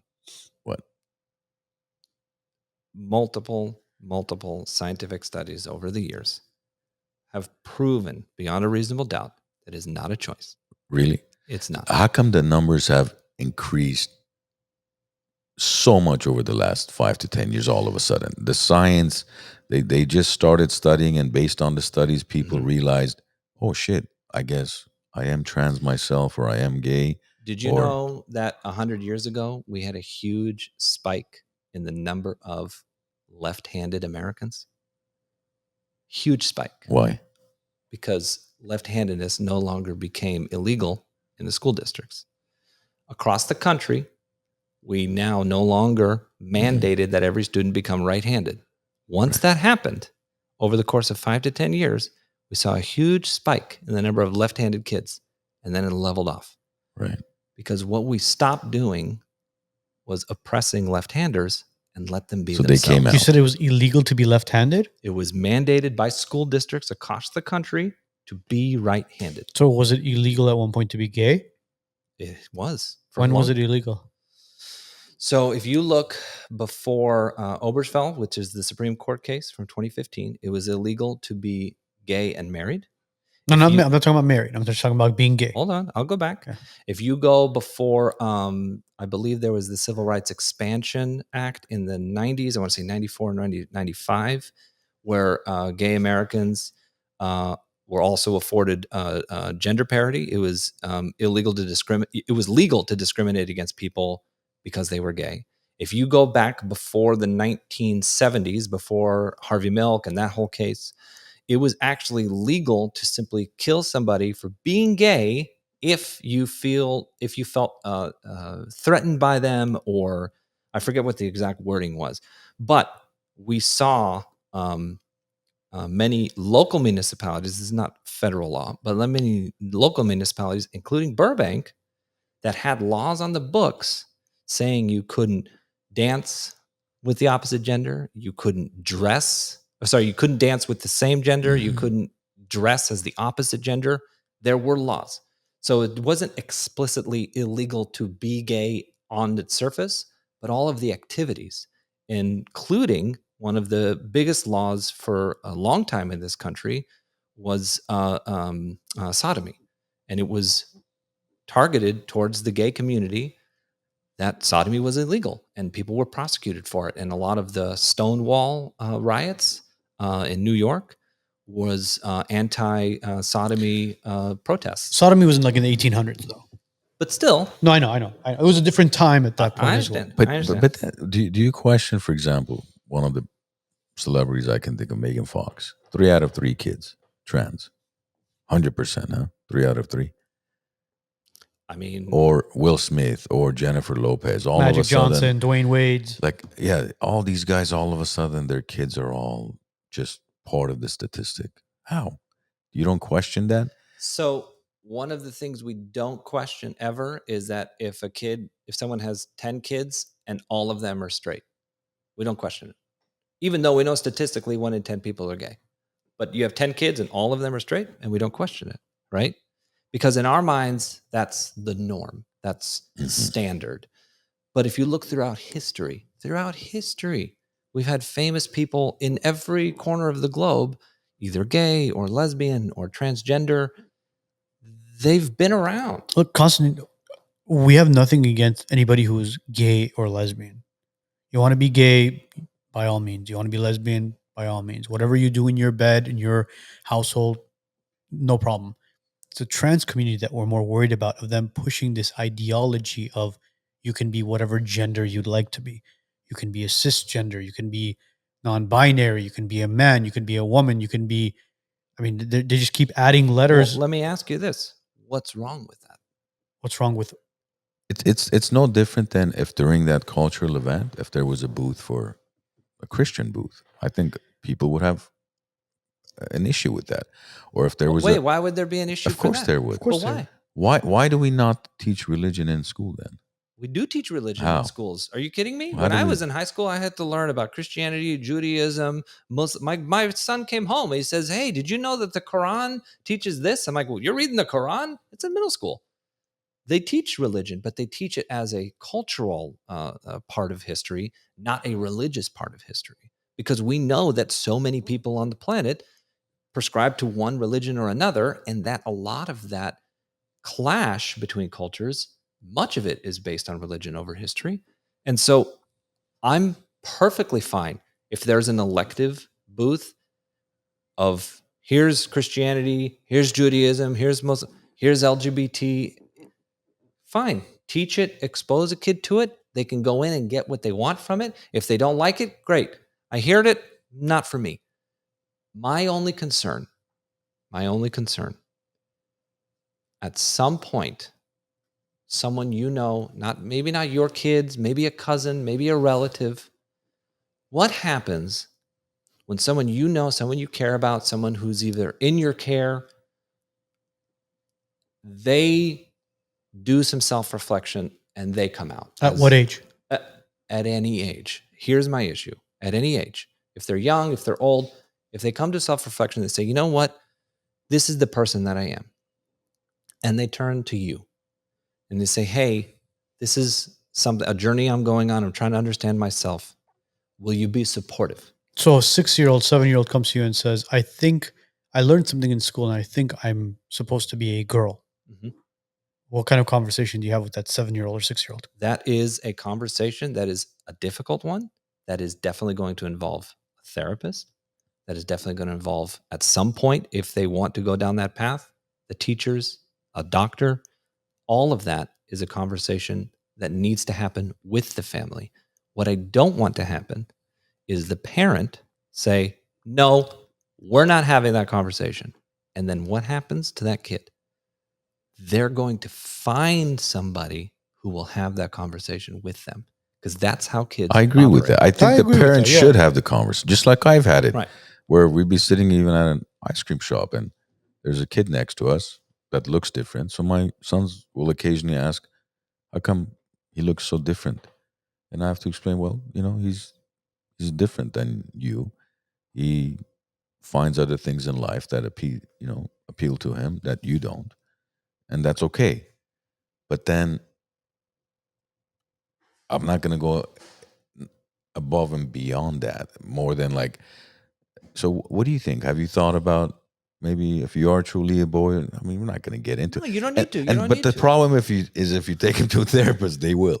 All of a sudden, what happened to you when you were 2 years old? Have you ever thought about, what it would be? No therapist is going to do that. Are you kidding me? That is not. Are you kidding me? I would encourage you. I'm in the healthcare field, my friend. I know what talk to anybody who is a licensed therapist. They're not. They're a bad therapist. We're in the process of creating a street team, by the way, and we're going to take you along with us to see some of these therapists. He should be our street team. He's charismatic. He's a good-looking guy. Look, everybody would talk to him. I would love to come on your street. I would love to, because I may be able to convince some other people. Never mind. To switch sides. maybe. Look, all I'm saying is, there's what I see are two options for the families at home. Either a family talks about these issues, and I'm glad you're able to talk to your kids about this. Either talks about these issues or they don't. And so if there's an event at a school or some type of cultural awareness at a school, and you have a kid that you talk to and they go and they see this event, I'm confident that your conversation is going to carry more weight than one quick event that they see at the school. So if you want to raise your kid a certain way, there's no class that they're going to take or elective that's going to override whatever their family unit is giving. Yeah. My concern is the family that doesn't talk about it. And I feel that is where we have a problem, not just with pride events, but all these other issues. Things like the Holocaust, things like the genocide. If your family isn't willing to talk about that stuff, at some point your kid is going to want to learn about what's happening with their friends. If they have a friend who's Armenian in school and their family talks about the genocide, well, they're going to want to learn about it. If they have a friend who's Jewish and they want to know about the Holocaust and their family is not going to talk about it. If they have a friend who's gay and they want to learn about it, they're going to talk to somebody about it. And so if the family unit is failing at having those conversations, it's reliant upon the public education system to at least give them some exposure, some path to find that conversation, to find either resource materials, something in the library, a cultural center that they can go to be able to learn about something that is part of history. So let me ask you this. Do you believe that the transgender community should allow children to not transition until they're adults? If you talk to most transgender activists, people in the transgender advocacy community, a lot of them, in fact, I believe the vast majority of them, talk about the age of consent and medical transitions and hormone blockers. And every single one of them will tell you waiting until older is better because they're more informed. What would you consider older? So maybe 18? I have heard 18 used a lot, and that is the age of consent we have in this country for most issues. One of the big conversations happening now is about puberty and hormone blockers, and that is a difficult conversation. I'm not sure I'm fully versed on that right now, but one of the issues that has been brought up is that once kids start to transition into puberty, they become much more either masculine or feminine based on their biology in a way that is even more detrimental to what's called the gender dysphoria, meaning I want to be the other gender. And now I'm going through this process that's making me more of what I don't want to be. Well, it's not I want to be the other gender. It's for them, it's I am the other gender. I am the other gender and I want to appear that way. And so there's a big conversation happening in this country on how old and at what point is consent and medical. I don't think we have a hard number on that. I don't think we have the data on that. But from my standpoint, that whole issue really needs to be talked about with the parents and their medical provider. The more you and I, who aren't trans, get involved in this conversation, I think we just make it harder. Bro, this has nothing to do with you and I being involved as far as understanding what it is to be trans. You're basically confirming that an average child who goes through puberty at the ages of 12, 13, 14, you're okay with them taking puberty blockers. I didn't say I was okay with that. But are you okay with them taking puberty blockers if they, as you said, if they want to be the other gender?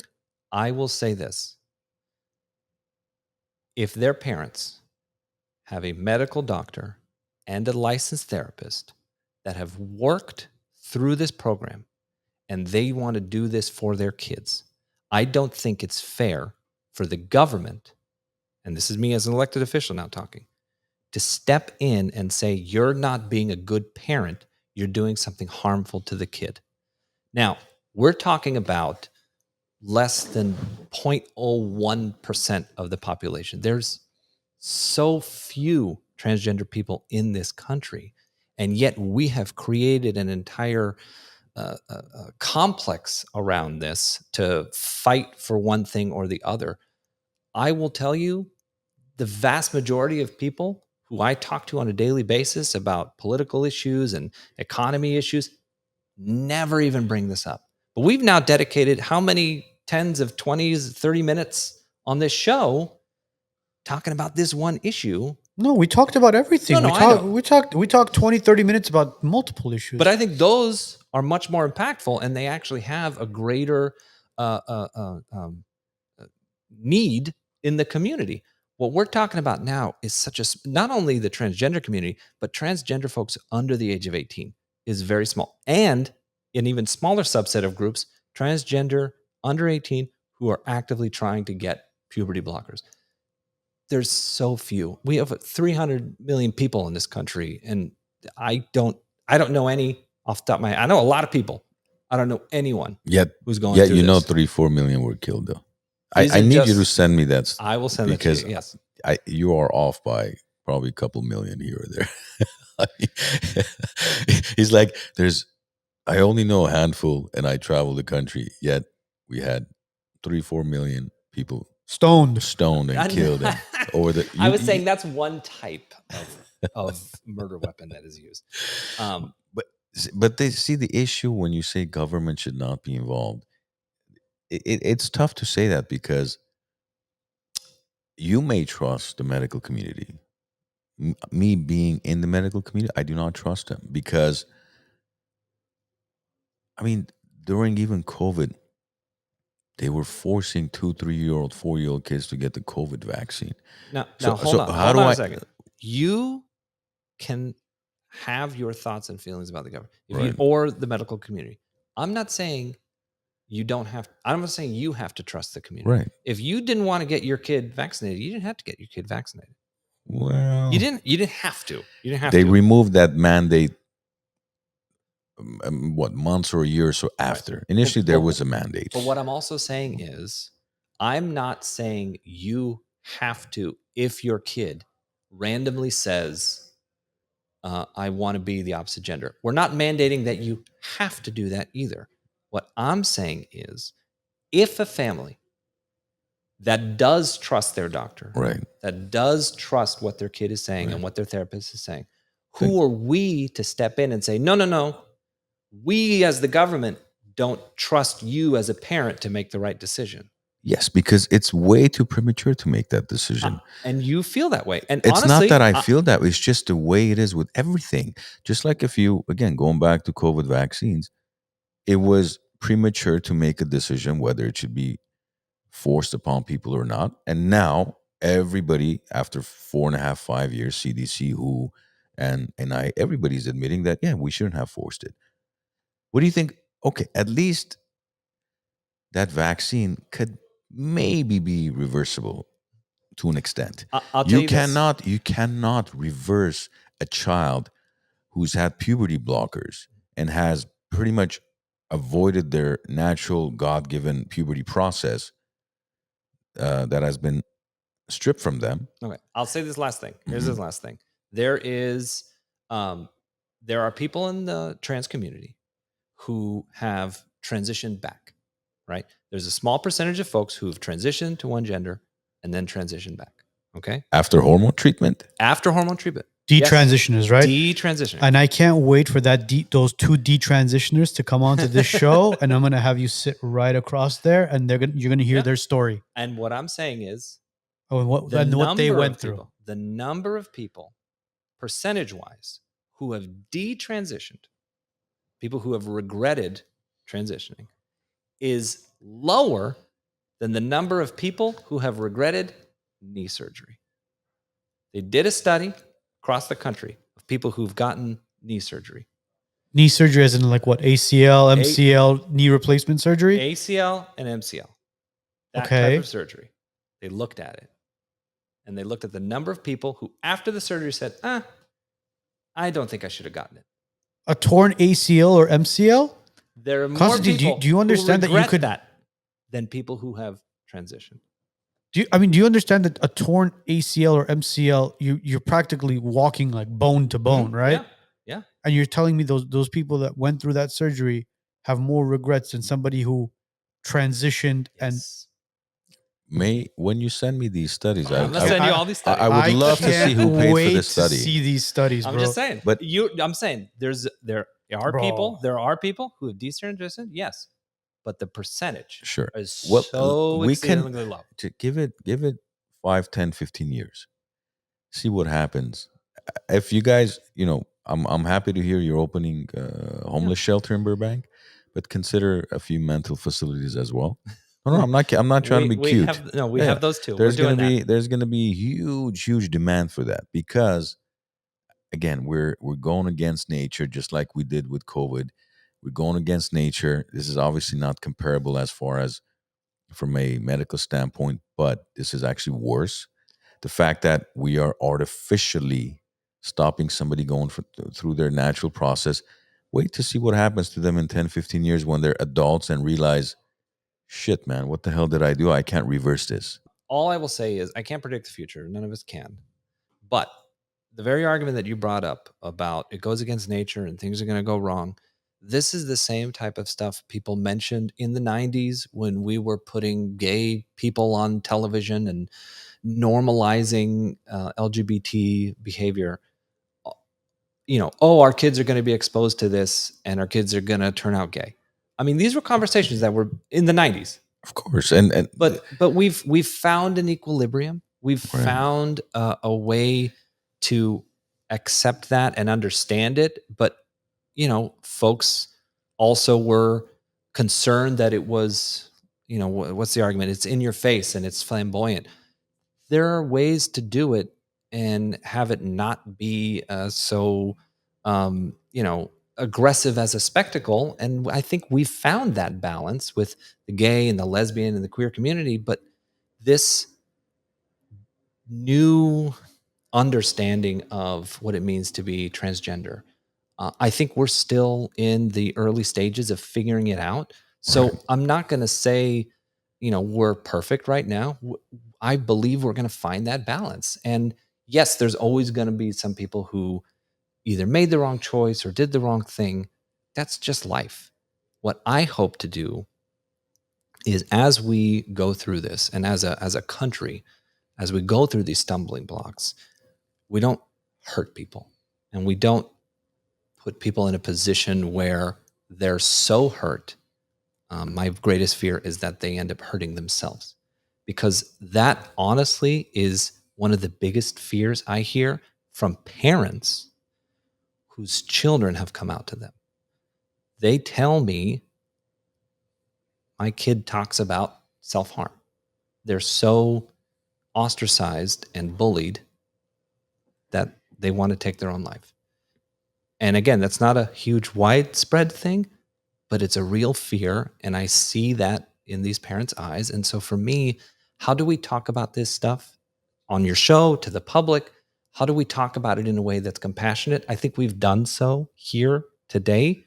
I think we haven't called people names. We haven't ostracized the community. We're having a conversation. We're having a conversation about our values, about our culture. It's not a hateful conversation. It's not an ideological conversation. I think what we're doing in this space is bridging that gap of understanding. And we may not be on the same side yet. But I think by having these conversations, and I'll be honest with you, I love that you guys invite me on this show. And we love that you accept it, and we love and respect that about you. You know that. Every time even I talk to you or text you, I'm always like, you're the only person we always are. We've said it before. Yeah, it's not the first time our audience is hearing how much we respect that about you. And speaking of ads, you remember back in the days there were cigarette ads, doctors on TV saying how smoking cigarettes is good for you, good for your lungs. I mean, Yeah. What cigarette do you smoke, doctor? Yeah. I smoke Camels. Exactly. Yeah. So, but times changed, and now we've realized, okay, maybe that was not such a good idea. But for me, all I'm saying is anything that could potentially do permanent harm is what I'm against. you want to toy with the idea of whatever else you're gonna do. I'm not too concerned about that. But if it's something is gonna have a permanent damage, permanent repercussions, that concerns me. I mean, you just said it yourself. You said it's something that's new. It is, yeah. So I mean, you're kind of especially under 18, and I think we have to be cautious with it. But I think leading with compassion, leading with the parents, leading with their conversation with their doctor and their mental health professional, that's the only way we get through this. In my opinion, and you could take this however you'd like, the right thing to do is seek medical advice as far as psychological, emotional help, and do not do anything to mess with Mother Nature, meaning, or not Mother Nature, but what God has intended for your body to go through. Don't take the puberty blockers. Don't mutilate yourself. Don't remove your breast. Don't remove your testicles. Don't do anything to your body. Allow yourself to go through the natural process that was given to you. And then when you're 18, 19, whatever, however old you are, and you're somewhat can make certain decisions for yourself, by all means. Do you want to go mutilate yourself? Go mutilate yourself. Do you want me to ask your position on circumcision, or should we leave that for another show? Circumcision is we'll do a show and tell next time when we discuss his No, but I'll give you a good comparison of what he's saying. For example, I have two boys. Both of them are very much into sports, athletic. They love sports. It's no different than, for example, if my boy comes up to me and says, listen, the other day at the jiu-jitsu competition, I didn't feel strong enough to beat this kid, to win him. What do you think we should do? Instead of me saying, listen, it's going to take time. You have to train. It takes years and years to become good in your craft. I'm like, you know what?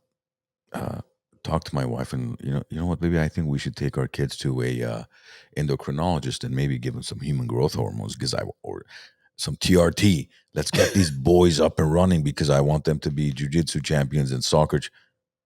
People would look at me like, are you a fucking psychopath? Like you're trying to live vicariously to your kids?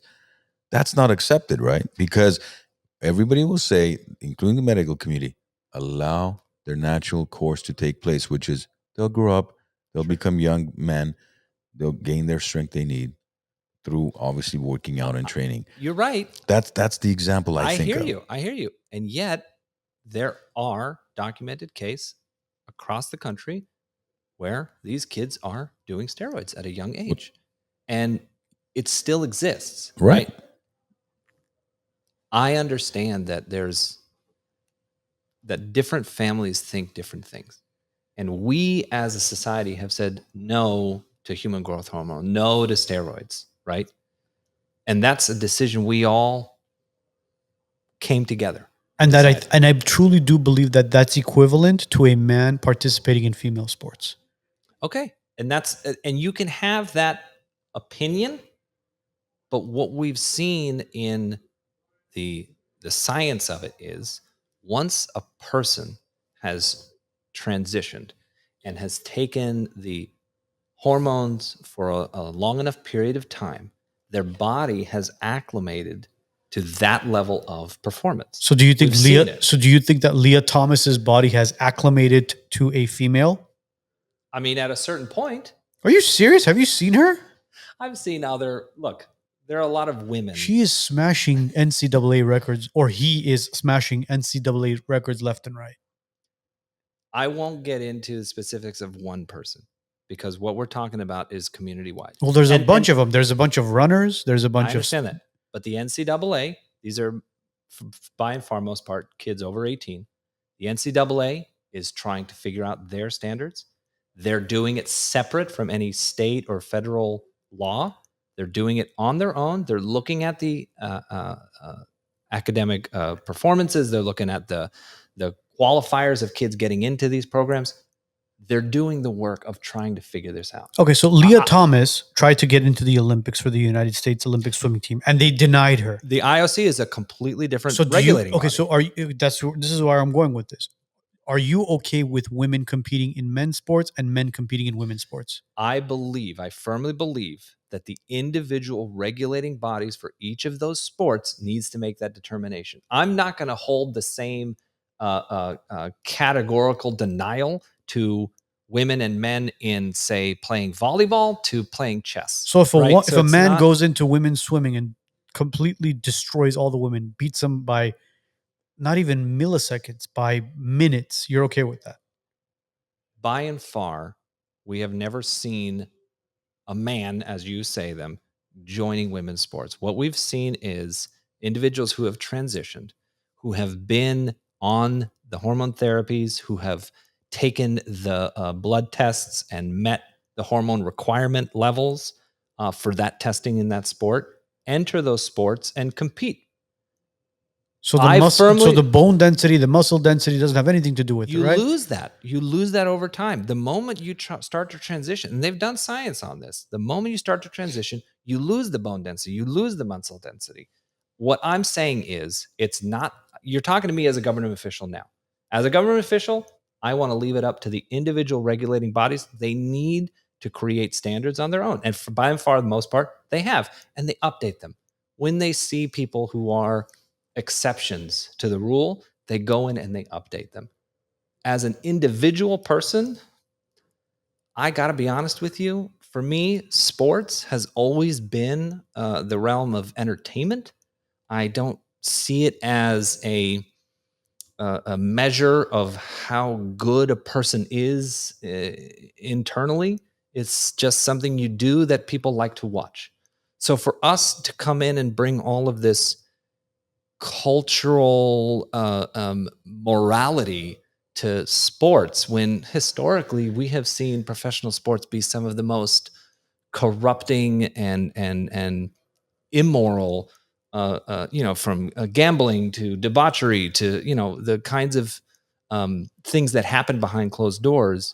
For us to suddenly come in and say, well, we're going to put this cultural and moral standards on sports, I think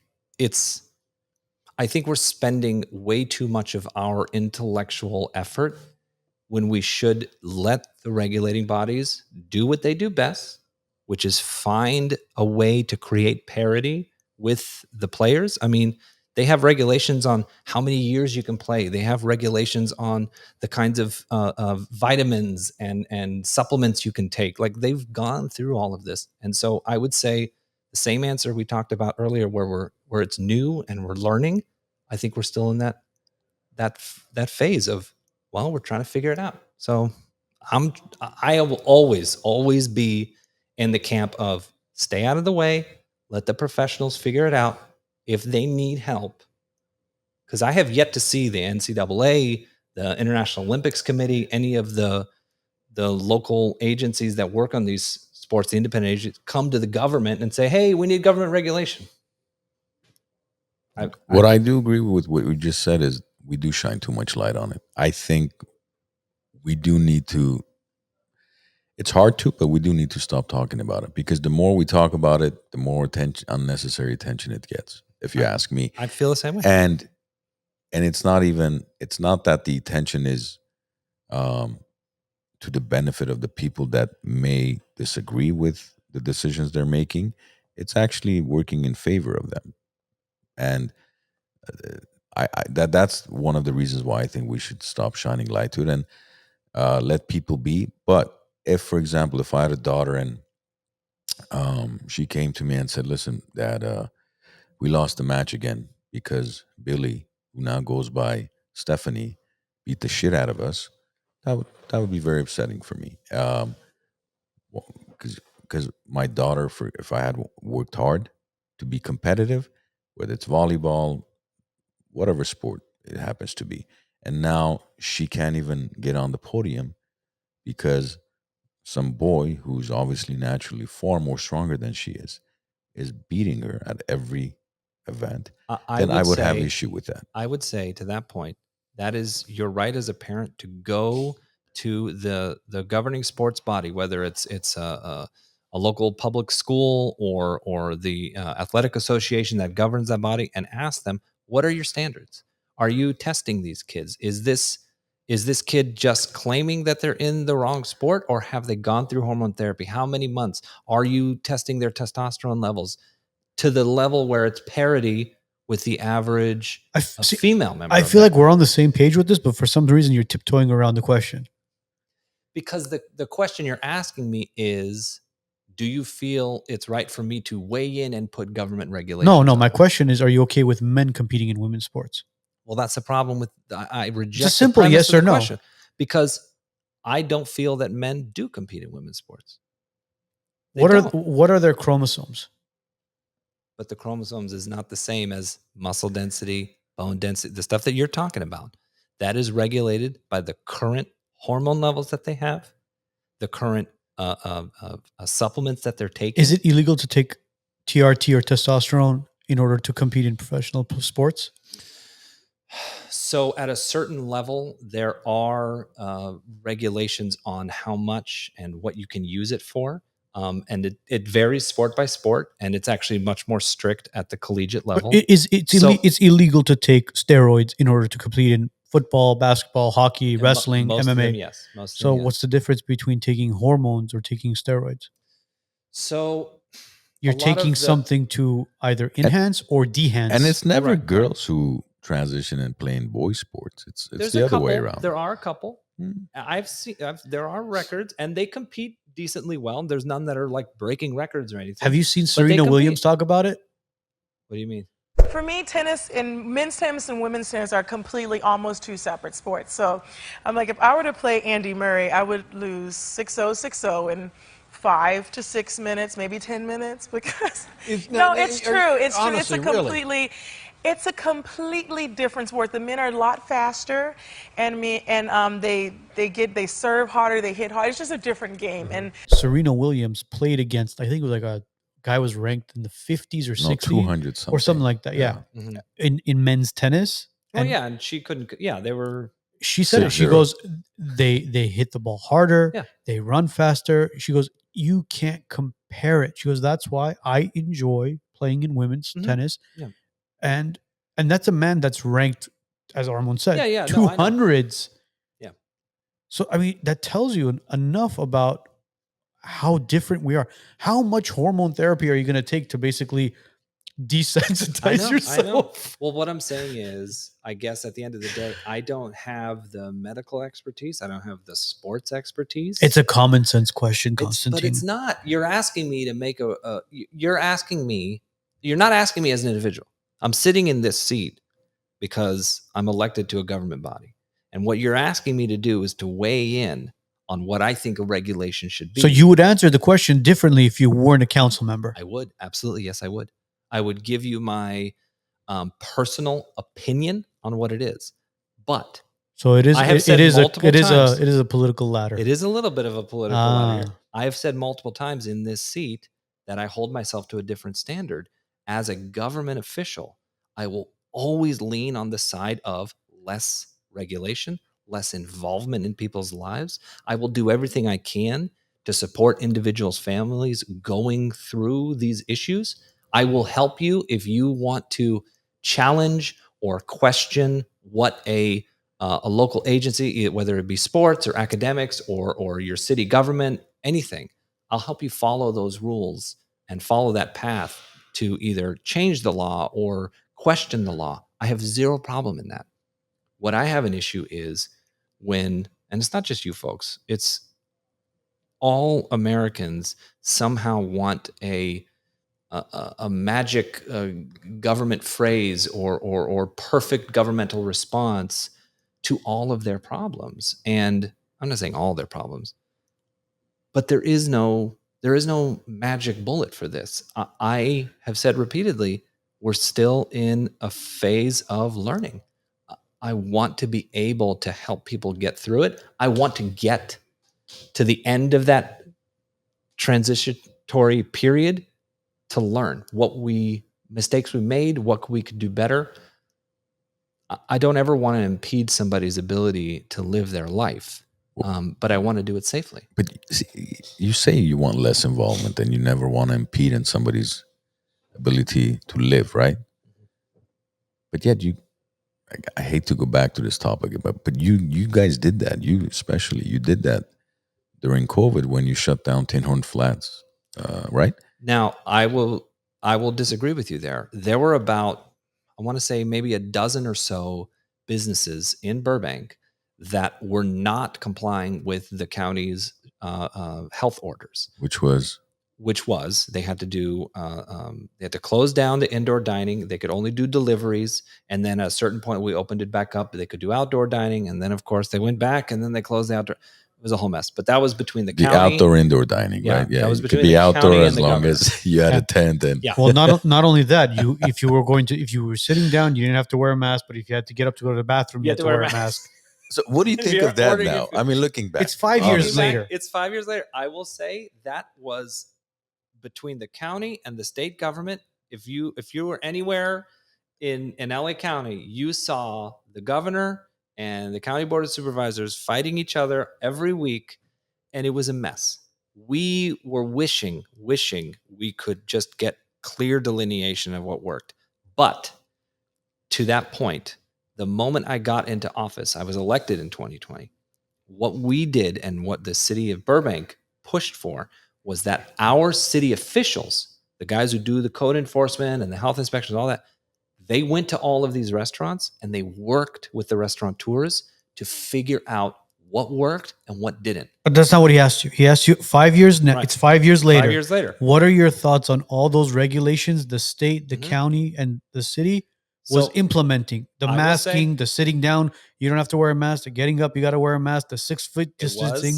It was a mess. It was an absolute mess. We didn't do it well. I think everyone can agree on that. You're not answering the fucking question. But hold on. This is what I'm getting to. It I was feel a like I'm mess at talking the to time. Gavin Newsom. That's No, probably no. a compliment to you, by the way. No, Gavin is on my shit list right now. Dude, Here's my we issue. have to have him back now. Here's my issue. We went above and beyond. We spent our city resources and tax dollars to help Konstantine, to help our individual. we understand what you did. businesses. We understand what you did. Yeah. We get what you. That's in the What are past. you That's asking behind. me? I'm not We're- understanding I'm what- asking you. It's 5 years later. Yeah. What are your thoughts on what you did back then compared to what you would have done today? Was So- it logical what was going he on back agrees then? it was a shit show. So no, I agree. It was a shit show. Okay. They tried to use as much. Don't say they. You were part of that. No, but I'm telling you, I wasn't. This was an issue between the county and the state. Yeah, This but is you what we shut saw. down Tin Horn Flats. Now here's what I'll go with.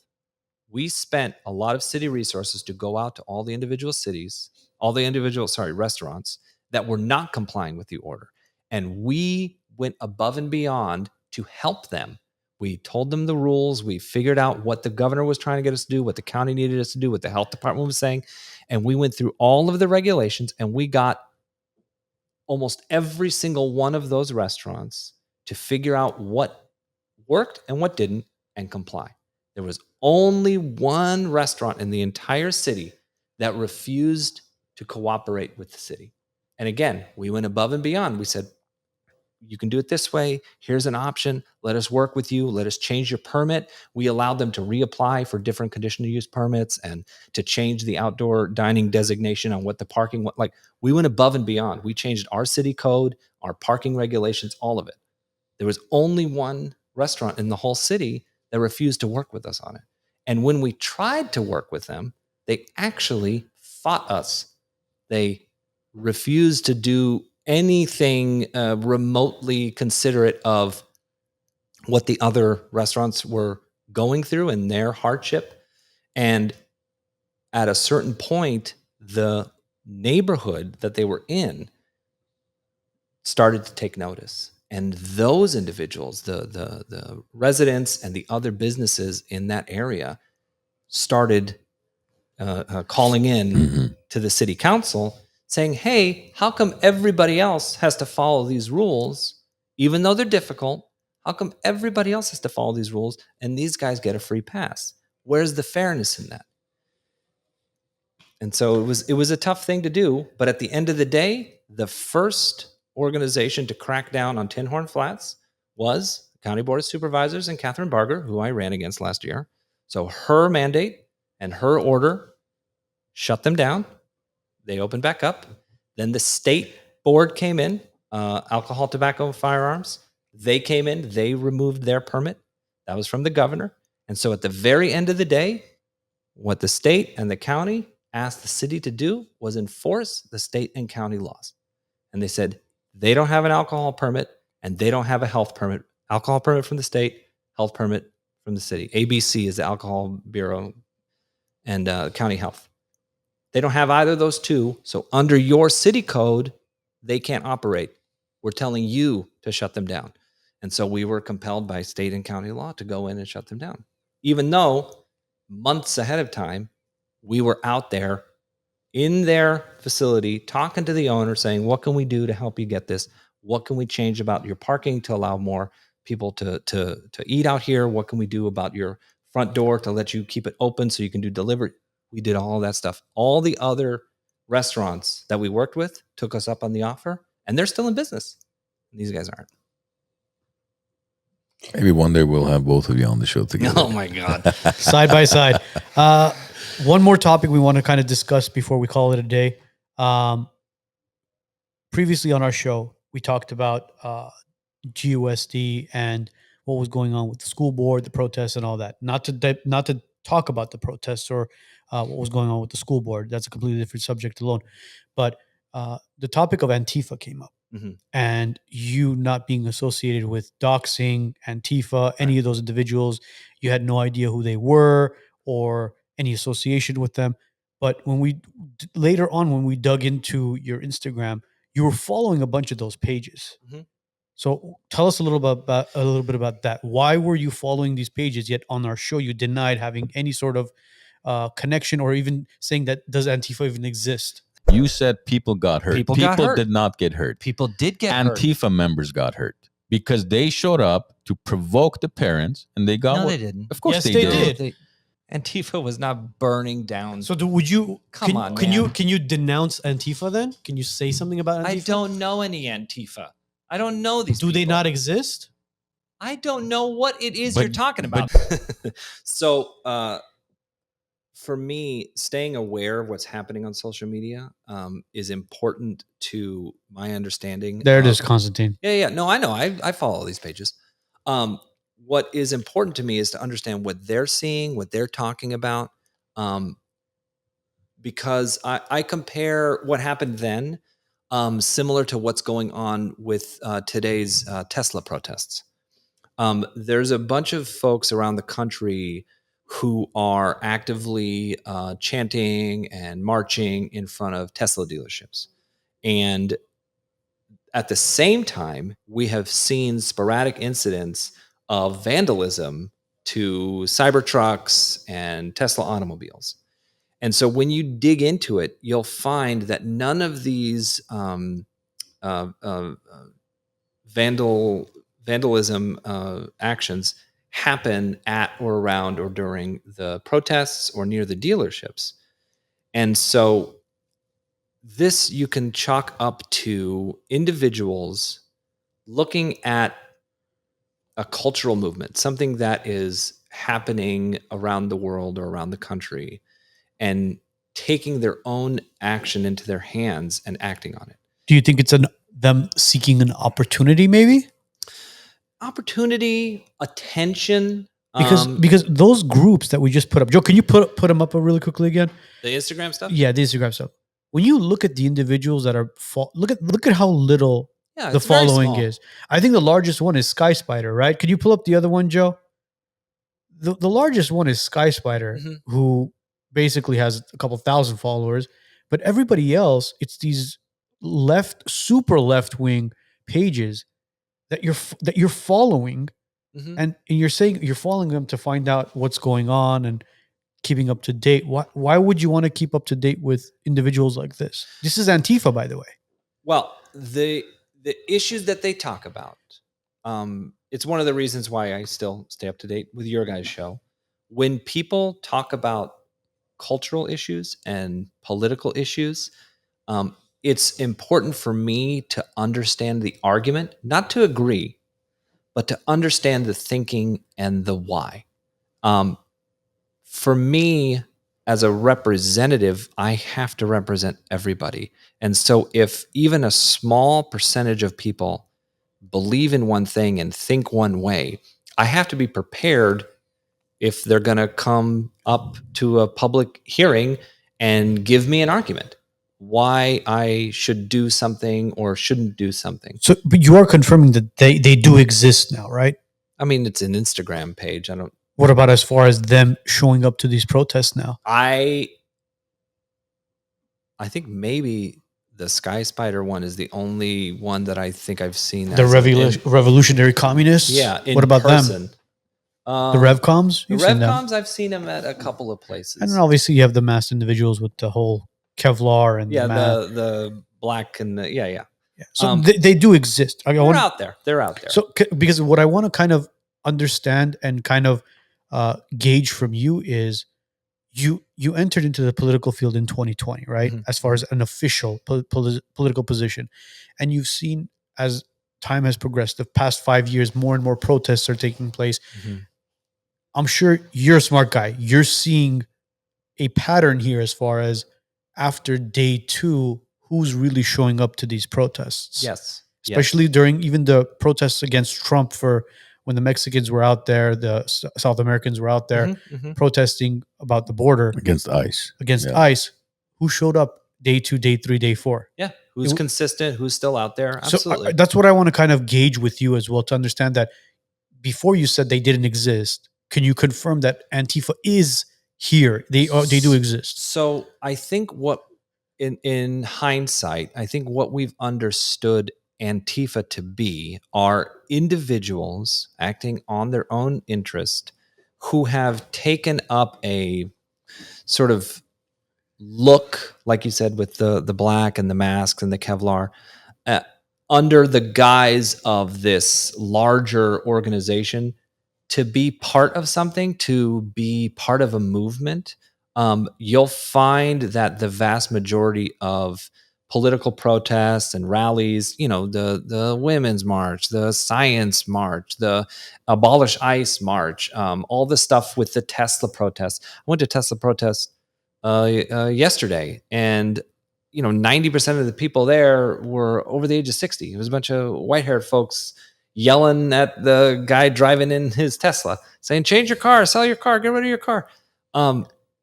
Those people aren't dressing as Antifa. That's not Antifa.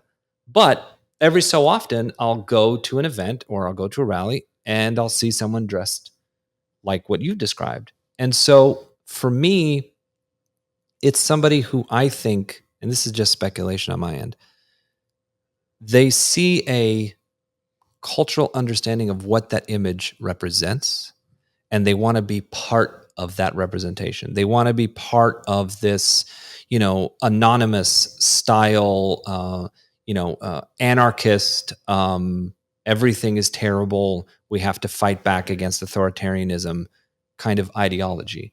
And there's always going to be a certain percentage of the population that is very much anti-authoritarian, right? It's always going to be the rebel, whether he wears a black leather jacket on a Harley or smokes a cigarette behind the school. Or burns the American flag. Or burns the American flag. There's always going to be that guy, right?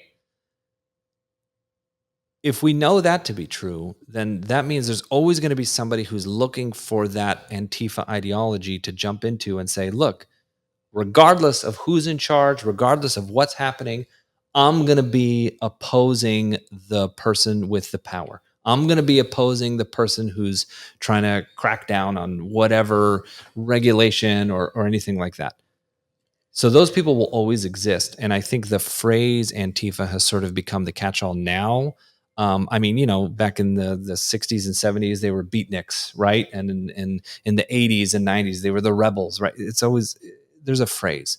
I don't think it's a mass movement. I don't think it's an organized movement, but people are going to find something that they identify with and they're going to latch onto it. And if that's what they want to do, as long as they're not being violent, hey. Well, that's the thing. They are being violent.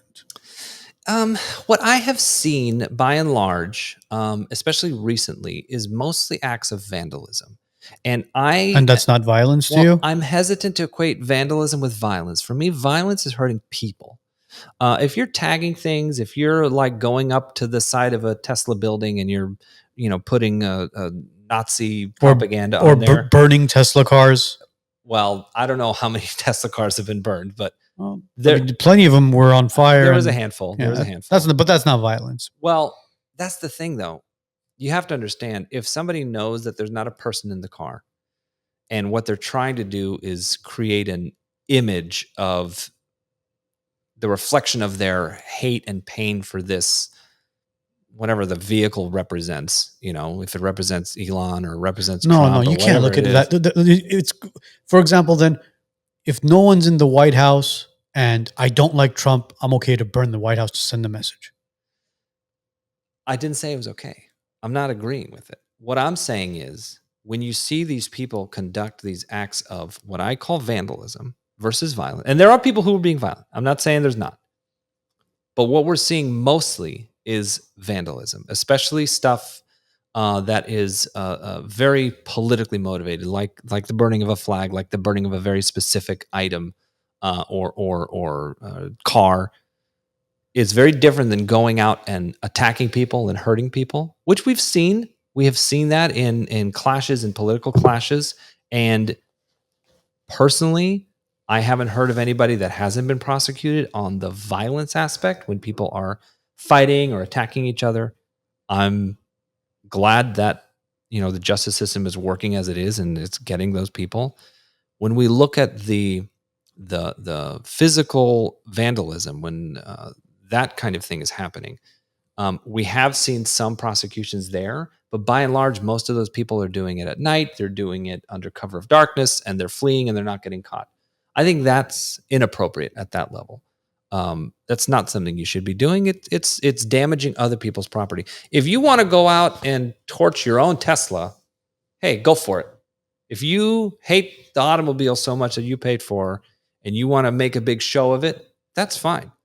But as soon as you cross into other people's stuff, I remember back in the day when people were mad at Colin Kaepernick and they would burn his jerseys.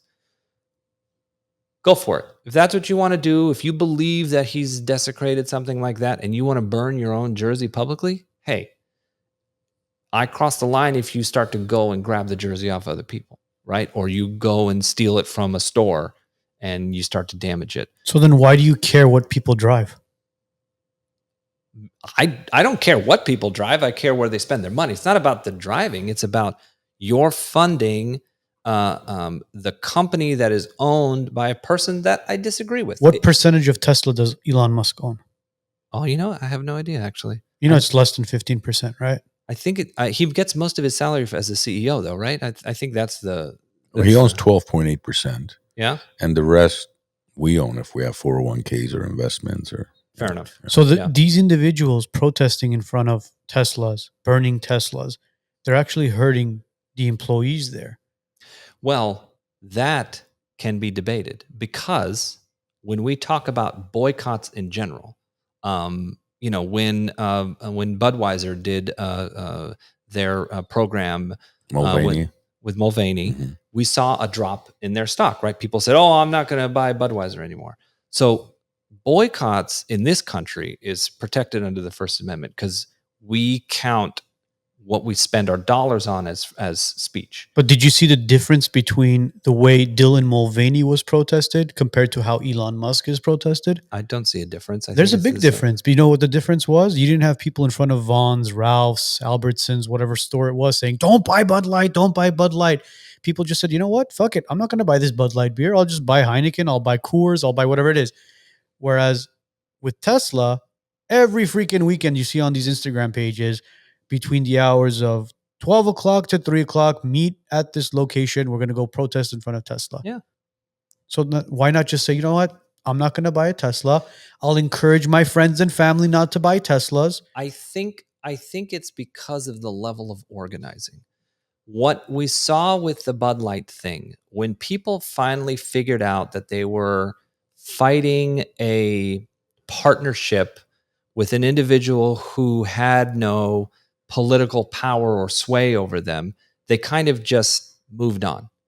But once you start to see what is happening federally and what is happening with Doge and all of that stuff, and every week that goes by, the failure of Doge to produce any of the receipts, the failure of Doge to actually find the waste, fraud, and abuse, you are seeing more and more individuals across the country wanting to join in on that protest. No, there's more and more people actually leaving it because it's called fraud for a reason. They hide this shit so you and I, Arman, Joe, and everybody watching doesn't see how they committed the fraud. Well, I understand that. That's not what I'm arguing. Why I'm is saying, it that why is it that the SBA offices have been empty for so long, yet they've been paying for the electricity, the rent, and all that stuff? that's a good question. But you know who found that out, right? Doge found that out. No, they found out they were empty. They haven't found out why. That's what I'm saying. But they audited the SBA. I understand that. The problem So is that a good thing or is that a bad thing that they did? We'll find out when the receipts show up. Finding it is one thing.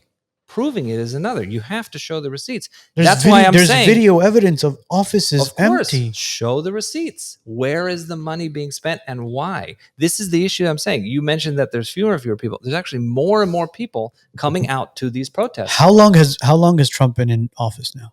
Just a couple months. So how soon do you want these answers to be given to you? I mean, pretty quick, unless you work for the government. How long does it take to turn around like an audit? Well, we do audits every year. That's my problem. So how long does it take? It usually takes a year. So you're expecting answers from him within months, but you're not going to wait a year. Give the man at least a year. Because Elon Musk said, give me a year and a half I'm gone. Hold on. Here's the difference, though. He's already making cuts. He hasn't proven it yet.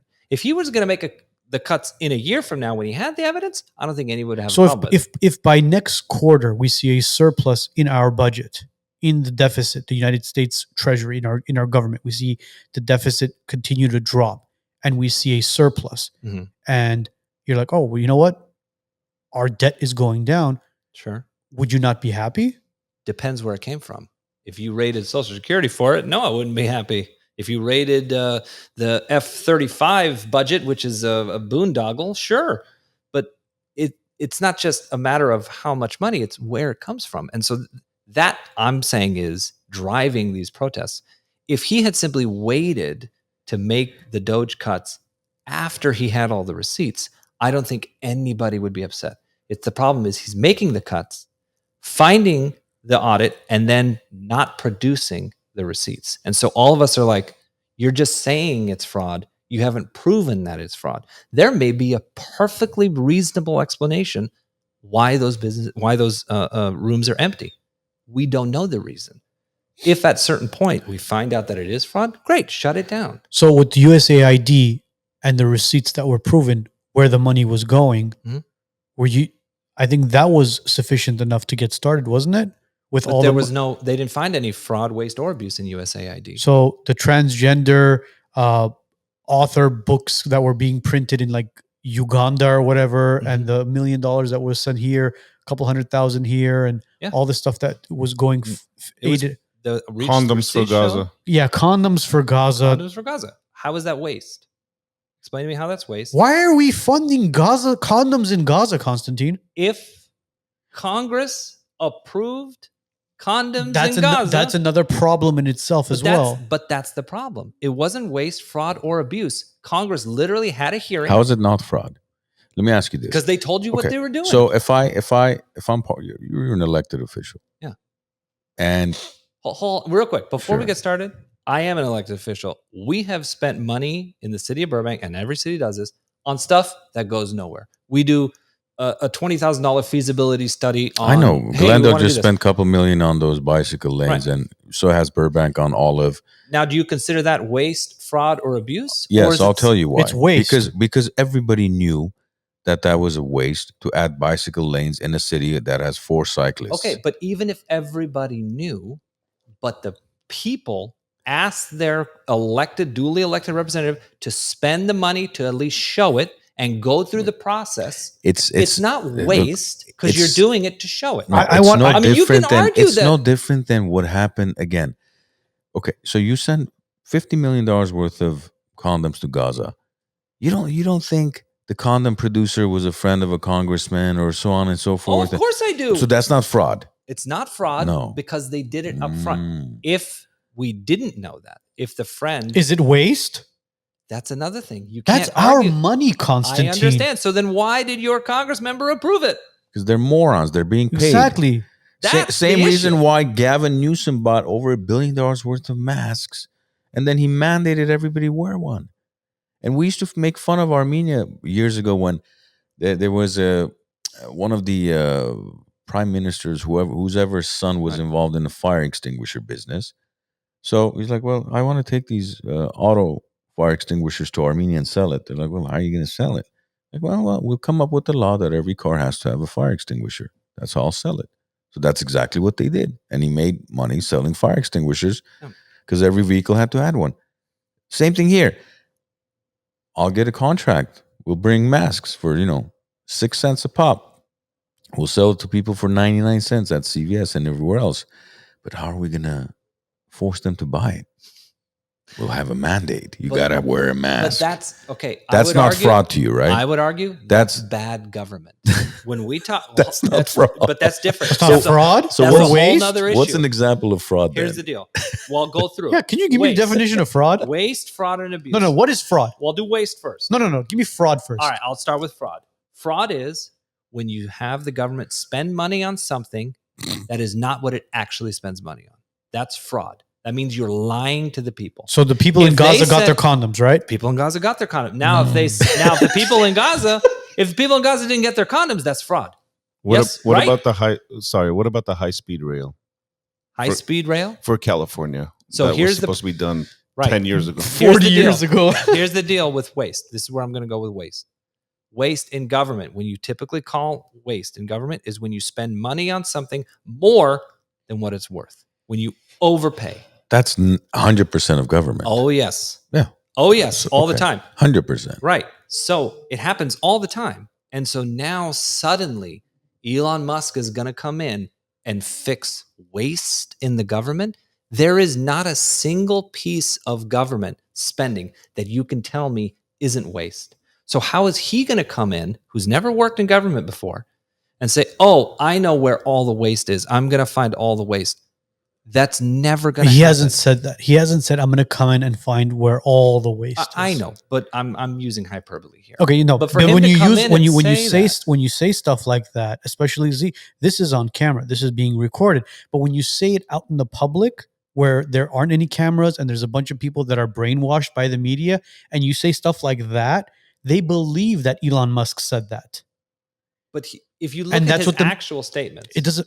What are his actual statements? His statements are: Department of Government Efficiency is going to find waste, fraud, and abuse. And that's every what he said. and every I didn't say I said everything. You're right. Every single press conference you watch, and he's mentioned it as well. He said he's like, give me a year and a half. He's not going to be there for the 4 years. I heard that. He too. said it before. He says, we're investigating. We're looking into it. Yeah. We're going to find evidence behind it. I agree with you. But at the beginning of this conversation, I mentioned, why is he making the cuts now as opposed to a year and a half from now? But has that happened? Are you kidding? Yes.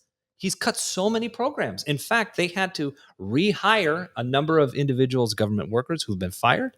They had to restart a bunch of programs that were funded through Congress that were appropriated, and he cut the funding for, and they had to go to a judge and say, sorry, judge, you can't claim waste, fraud, and abuse because we told you what the expenditure was going to be. We used it on the thing that we used it for, and we didn't do any internal corruption to get it done. So that can't be waste, fraud, or abuse. Please start the program again. So what programs has he cut where he hasn't been able to show proof of or any sort of evidence behind? He hasn't showed any evidence on Okay, so anything. what has he cut that's the USAID, first off. We just mentioned USAIDs, Right. a bunch of them.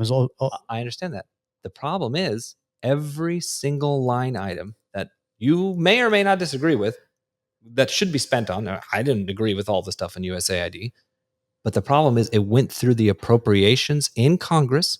Our congressional representatives voted on it. They had a hearing on each one of those. And they In probably fact, had a special interest in it. Probably. but that's not illegal under the U.S. Constitution. But well, that's the problem, because you're That's going the based pro- off of definition, and I understand and you could that. say the same thing about, well, there's nothing illegal about spending $700,000 on a 200 square feet unit for the homeless. Yes, there's nothing illegal There's about nothing it, illegal about it. but But here's the But problem. it's waste. But I agree with you. I agree with you.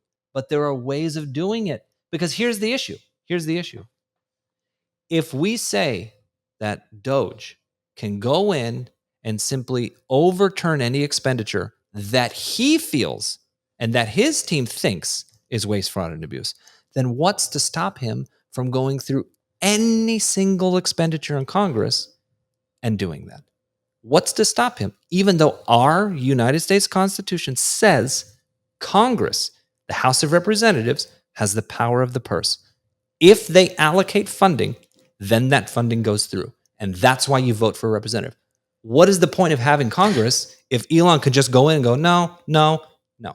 The problem is that now there's being, well, no, the problem is back then was there was less transparency.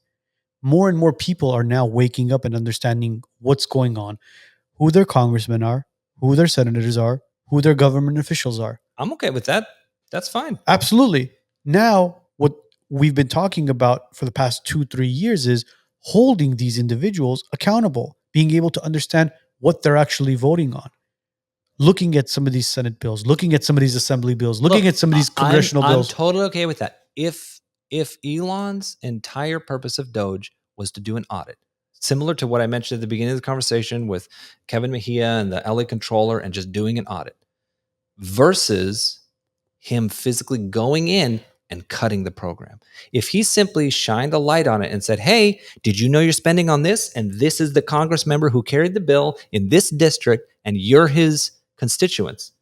Like, that would be great. If he did that, I'd be all for it. Well, that's what he did with USAID. It's what he started to do. And then he started to cut the programs. That's where he oversteps his constitutional authority. The moment he changes where the money from Congress goes, he is now interceded in our You said his constitutional authority? Yes. Is he a government entity? He is appointed by the president. Is he a government entity, though? Doge is now under the authority of the president, Department of Governmental Affairs. He hasn't been confirmed by the Senate, so he's not a standing committee. Right. But what I'm saying is that means he has even less authority to cut those programs. So he's acting as what you would consider a special advisor to the president, which we've had in previous administrations. Every administration. But see, but then he doesn't have that power to do the funding. But here's their he can shine a light. But okay, but here's what's going to happen. They're going to do exactly what you're doing right now. Is there any waste? Is there any fraud? Is there any abuse? No, there isn't. So $700,000 or $1 billion on this is not abuse, waste, or fraud, right? Well, now hold on. Then they're going to say, well, you can't cut it because it doesn't meet these 3 criteria. No. You can cut it. How? As long as you get your congressperson to vote for it. Who are the Congress people? They're the same people that have been in office for 2,000 years. Of course, they're going to. What are you talking? Laura Friedman just got in office 6 months ago. Okay, yes, we have not new Congresswoman, but what I'm saying, that's how you do it. You get people in there who aren't tied to all these special interests. She didn't get elected with defense spending. Right, Raytheon isn't bankrolling Laura Friedman's Congress. So if I ask Laura, hey, Laura, what are we doing with this dumb F-35 nonsense? Can you cut that funding? Yeah, that's Pelosi. But she's not Speaker of the House anymore. So things change. So what I'm saying is, after 40 years, I am totally appreciative of what Doge was supposed to be. I am in favor of an audit. I would love a huge full audit of the federal government. I'm totally fine with that. So why not give it some time? I am giving it time. But you're going to these protests. No. Why doesn't he give it some time? He's done the cuts. The whole protest, everything that we're doing is not about the audit. All we're saying is wait until you have the receipts. You talk to anybody I would encourage you to come down. I know Pasadena has protests. Burbank has protests at their Tesla dealership. Come down and ask people, what do you want? What would you like Elon to do? And every single one of them would say, stop with the cuts. That's it. Oh, we got to go out. We got to go out there this weekend. Go out. Elon Musk is not confirmed by the Senate. He's not the head of a sanctioned department. He is a special advisor to the president. The president, as the executive branch, does not have the authority to cut congressional spending. He has a lot of oversight and leeway onto how to implement that spending, but he cannot say, this thing that you funded, that Congress voted for, I don't agree with, so I'm going to delete it. So let me ask you a question. Is it illegal what he's doing? I believe I would categorize it as constitutionally inappropriate. There's no... But is it illegal what he's doing? Is he breaking the law? There can be an argument made for that. So he can be thrown into jail, correct? I don't know if it's jail. I think what would or happen, indicted possibly. No, I think what would happen is a court ruling would come in and they would either block him or they would force his hand to do something else. I don't think, because the work he's doing is under the direct guidance of the executive branch. So he has a lot of leeway there. So I don't think he could go to jail over it or be indicted as a criminal offense or anything like that. But we have checks and balances. So why is it that it's only the people going to these Tesla dealerships and protesting? Why haven't congressmen, senators gone up to Washington and said, hey, listen, whatever he is doing, it's unethical, it's illegal, and we need to indict him? What are you talking about? They say that every week. I can show you clips and clips of who? Every Democrat. But the problem is Republicans run the House of Representatives, the Senate, the White House. So it's only the Democrats going out there and basically protesting. That's all. So why aren't the Republicans doing it? Why aren't the Republican Congress members doing it? I don't know that answer. I know a lot of Republicans have been at the protests. I see a lot of Republicans at town halls. If you go and Google some Republican town halls in conservative red districts, you'll find a lot of Republican voters showing up and asking their... But no, I'm not talking about the voters. Now I'm talking about senators, congressmen. I don't know. I don't know why they're not Do you doing think they maybe don't have any special interests with certain funds that are being allocated outside the United States? No, I think they're afraid of Trump primarying them, which he's done in the past. But the Democrats aren't afraid of that. I don't know any Democrat who's afraid of being primaried right now. Okay. Yeah. Trump has actively endorsed primary challengers and has won a number of those seats over the last 6 years. If you go back, and he will, if you do not bend the knee and say, oh, Trump, you're the greatest ever, he will fund someone to run against you. And now Elon Musk has been funding campaign. I mean, he spent $2 million on this Wisconsin Supreme Court seat. So it's tough. It's tough for Republicans out there because they're being attacked from within their own party. So the Jeff Bezoses, the Zuckerbergs, they all donated to Trump. So they're all part of the problem now, huh? Oh yes. They were at his inauguration, right? Bezos, Zuckerberg, they love Trump. Billionaires love billionaires, man. But it wasn't a problem when Zuckerberg was not allowing medical information about vaccines and COVID and all that. But now that he's attended Trump's inauguration, he's a problem. Oh no, he's been a problem forever. Facebook has been problematic for years. I have never been. But when he donated to the Obamas and the Bidens, also a problem. That was a problem. Also a problem. I don't want any billionaires influencing my elections at all. Oh, don't get me started. I can go off on Biden and Obama just as much as I can. Yeah, we're having him back for sure. I mean, you're coming back. Yeah, we gotta have you back for sure. Come back. At this point, you're going to be like a regular contributor. At least Seriously, once bro. a quarter. Maybe once a quarter we'll have you back. But hey, thanks again for doing this, man. Dude, I love coming back here, man. It's fun, man. It's fun. And see, the funny part of this is a lot of people that are watching this, they're going to be like, oh, look at these right-wing conservatives. And then they're going to be like, oh, look at this left-wing nut. But at the end of the day, man, we're sitting down, we're having a conversation. Yeah, we agreed on a bunch of stuff. We disagreed on a bunch of stuff. And when you do come back, we'll talk about billionaires. We'll talk about Gaza. We'll talk about Israel. We'll talk about circumcisions. Well, there's a lot we're going to be talking about. That's all Bernie Sanders related. But hey, thanks again for doing this. Thank you so much for having me. I do appreciate the time we spend here, and I like that we can talk about these really heavy issues and laugh about it. and at times take the really serious issues seriously. I think in our political discourse, we need to be able to talk about this stuff. So I'm just really appreciative that you guys have me on and invite me back, because I think it's important for these conversations to happen. Definitely. We appreciate you coming on again. Yeah. Everybody else, today's show will be up and running on Spotify, Apple Podcasts, and all major platforms mañana. Have a great week. Have a great weekend. We'll see you guys all next week.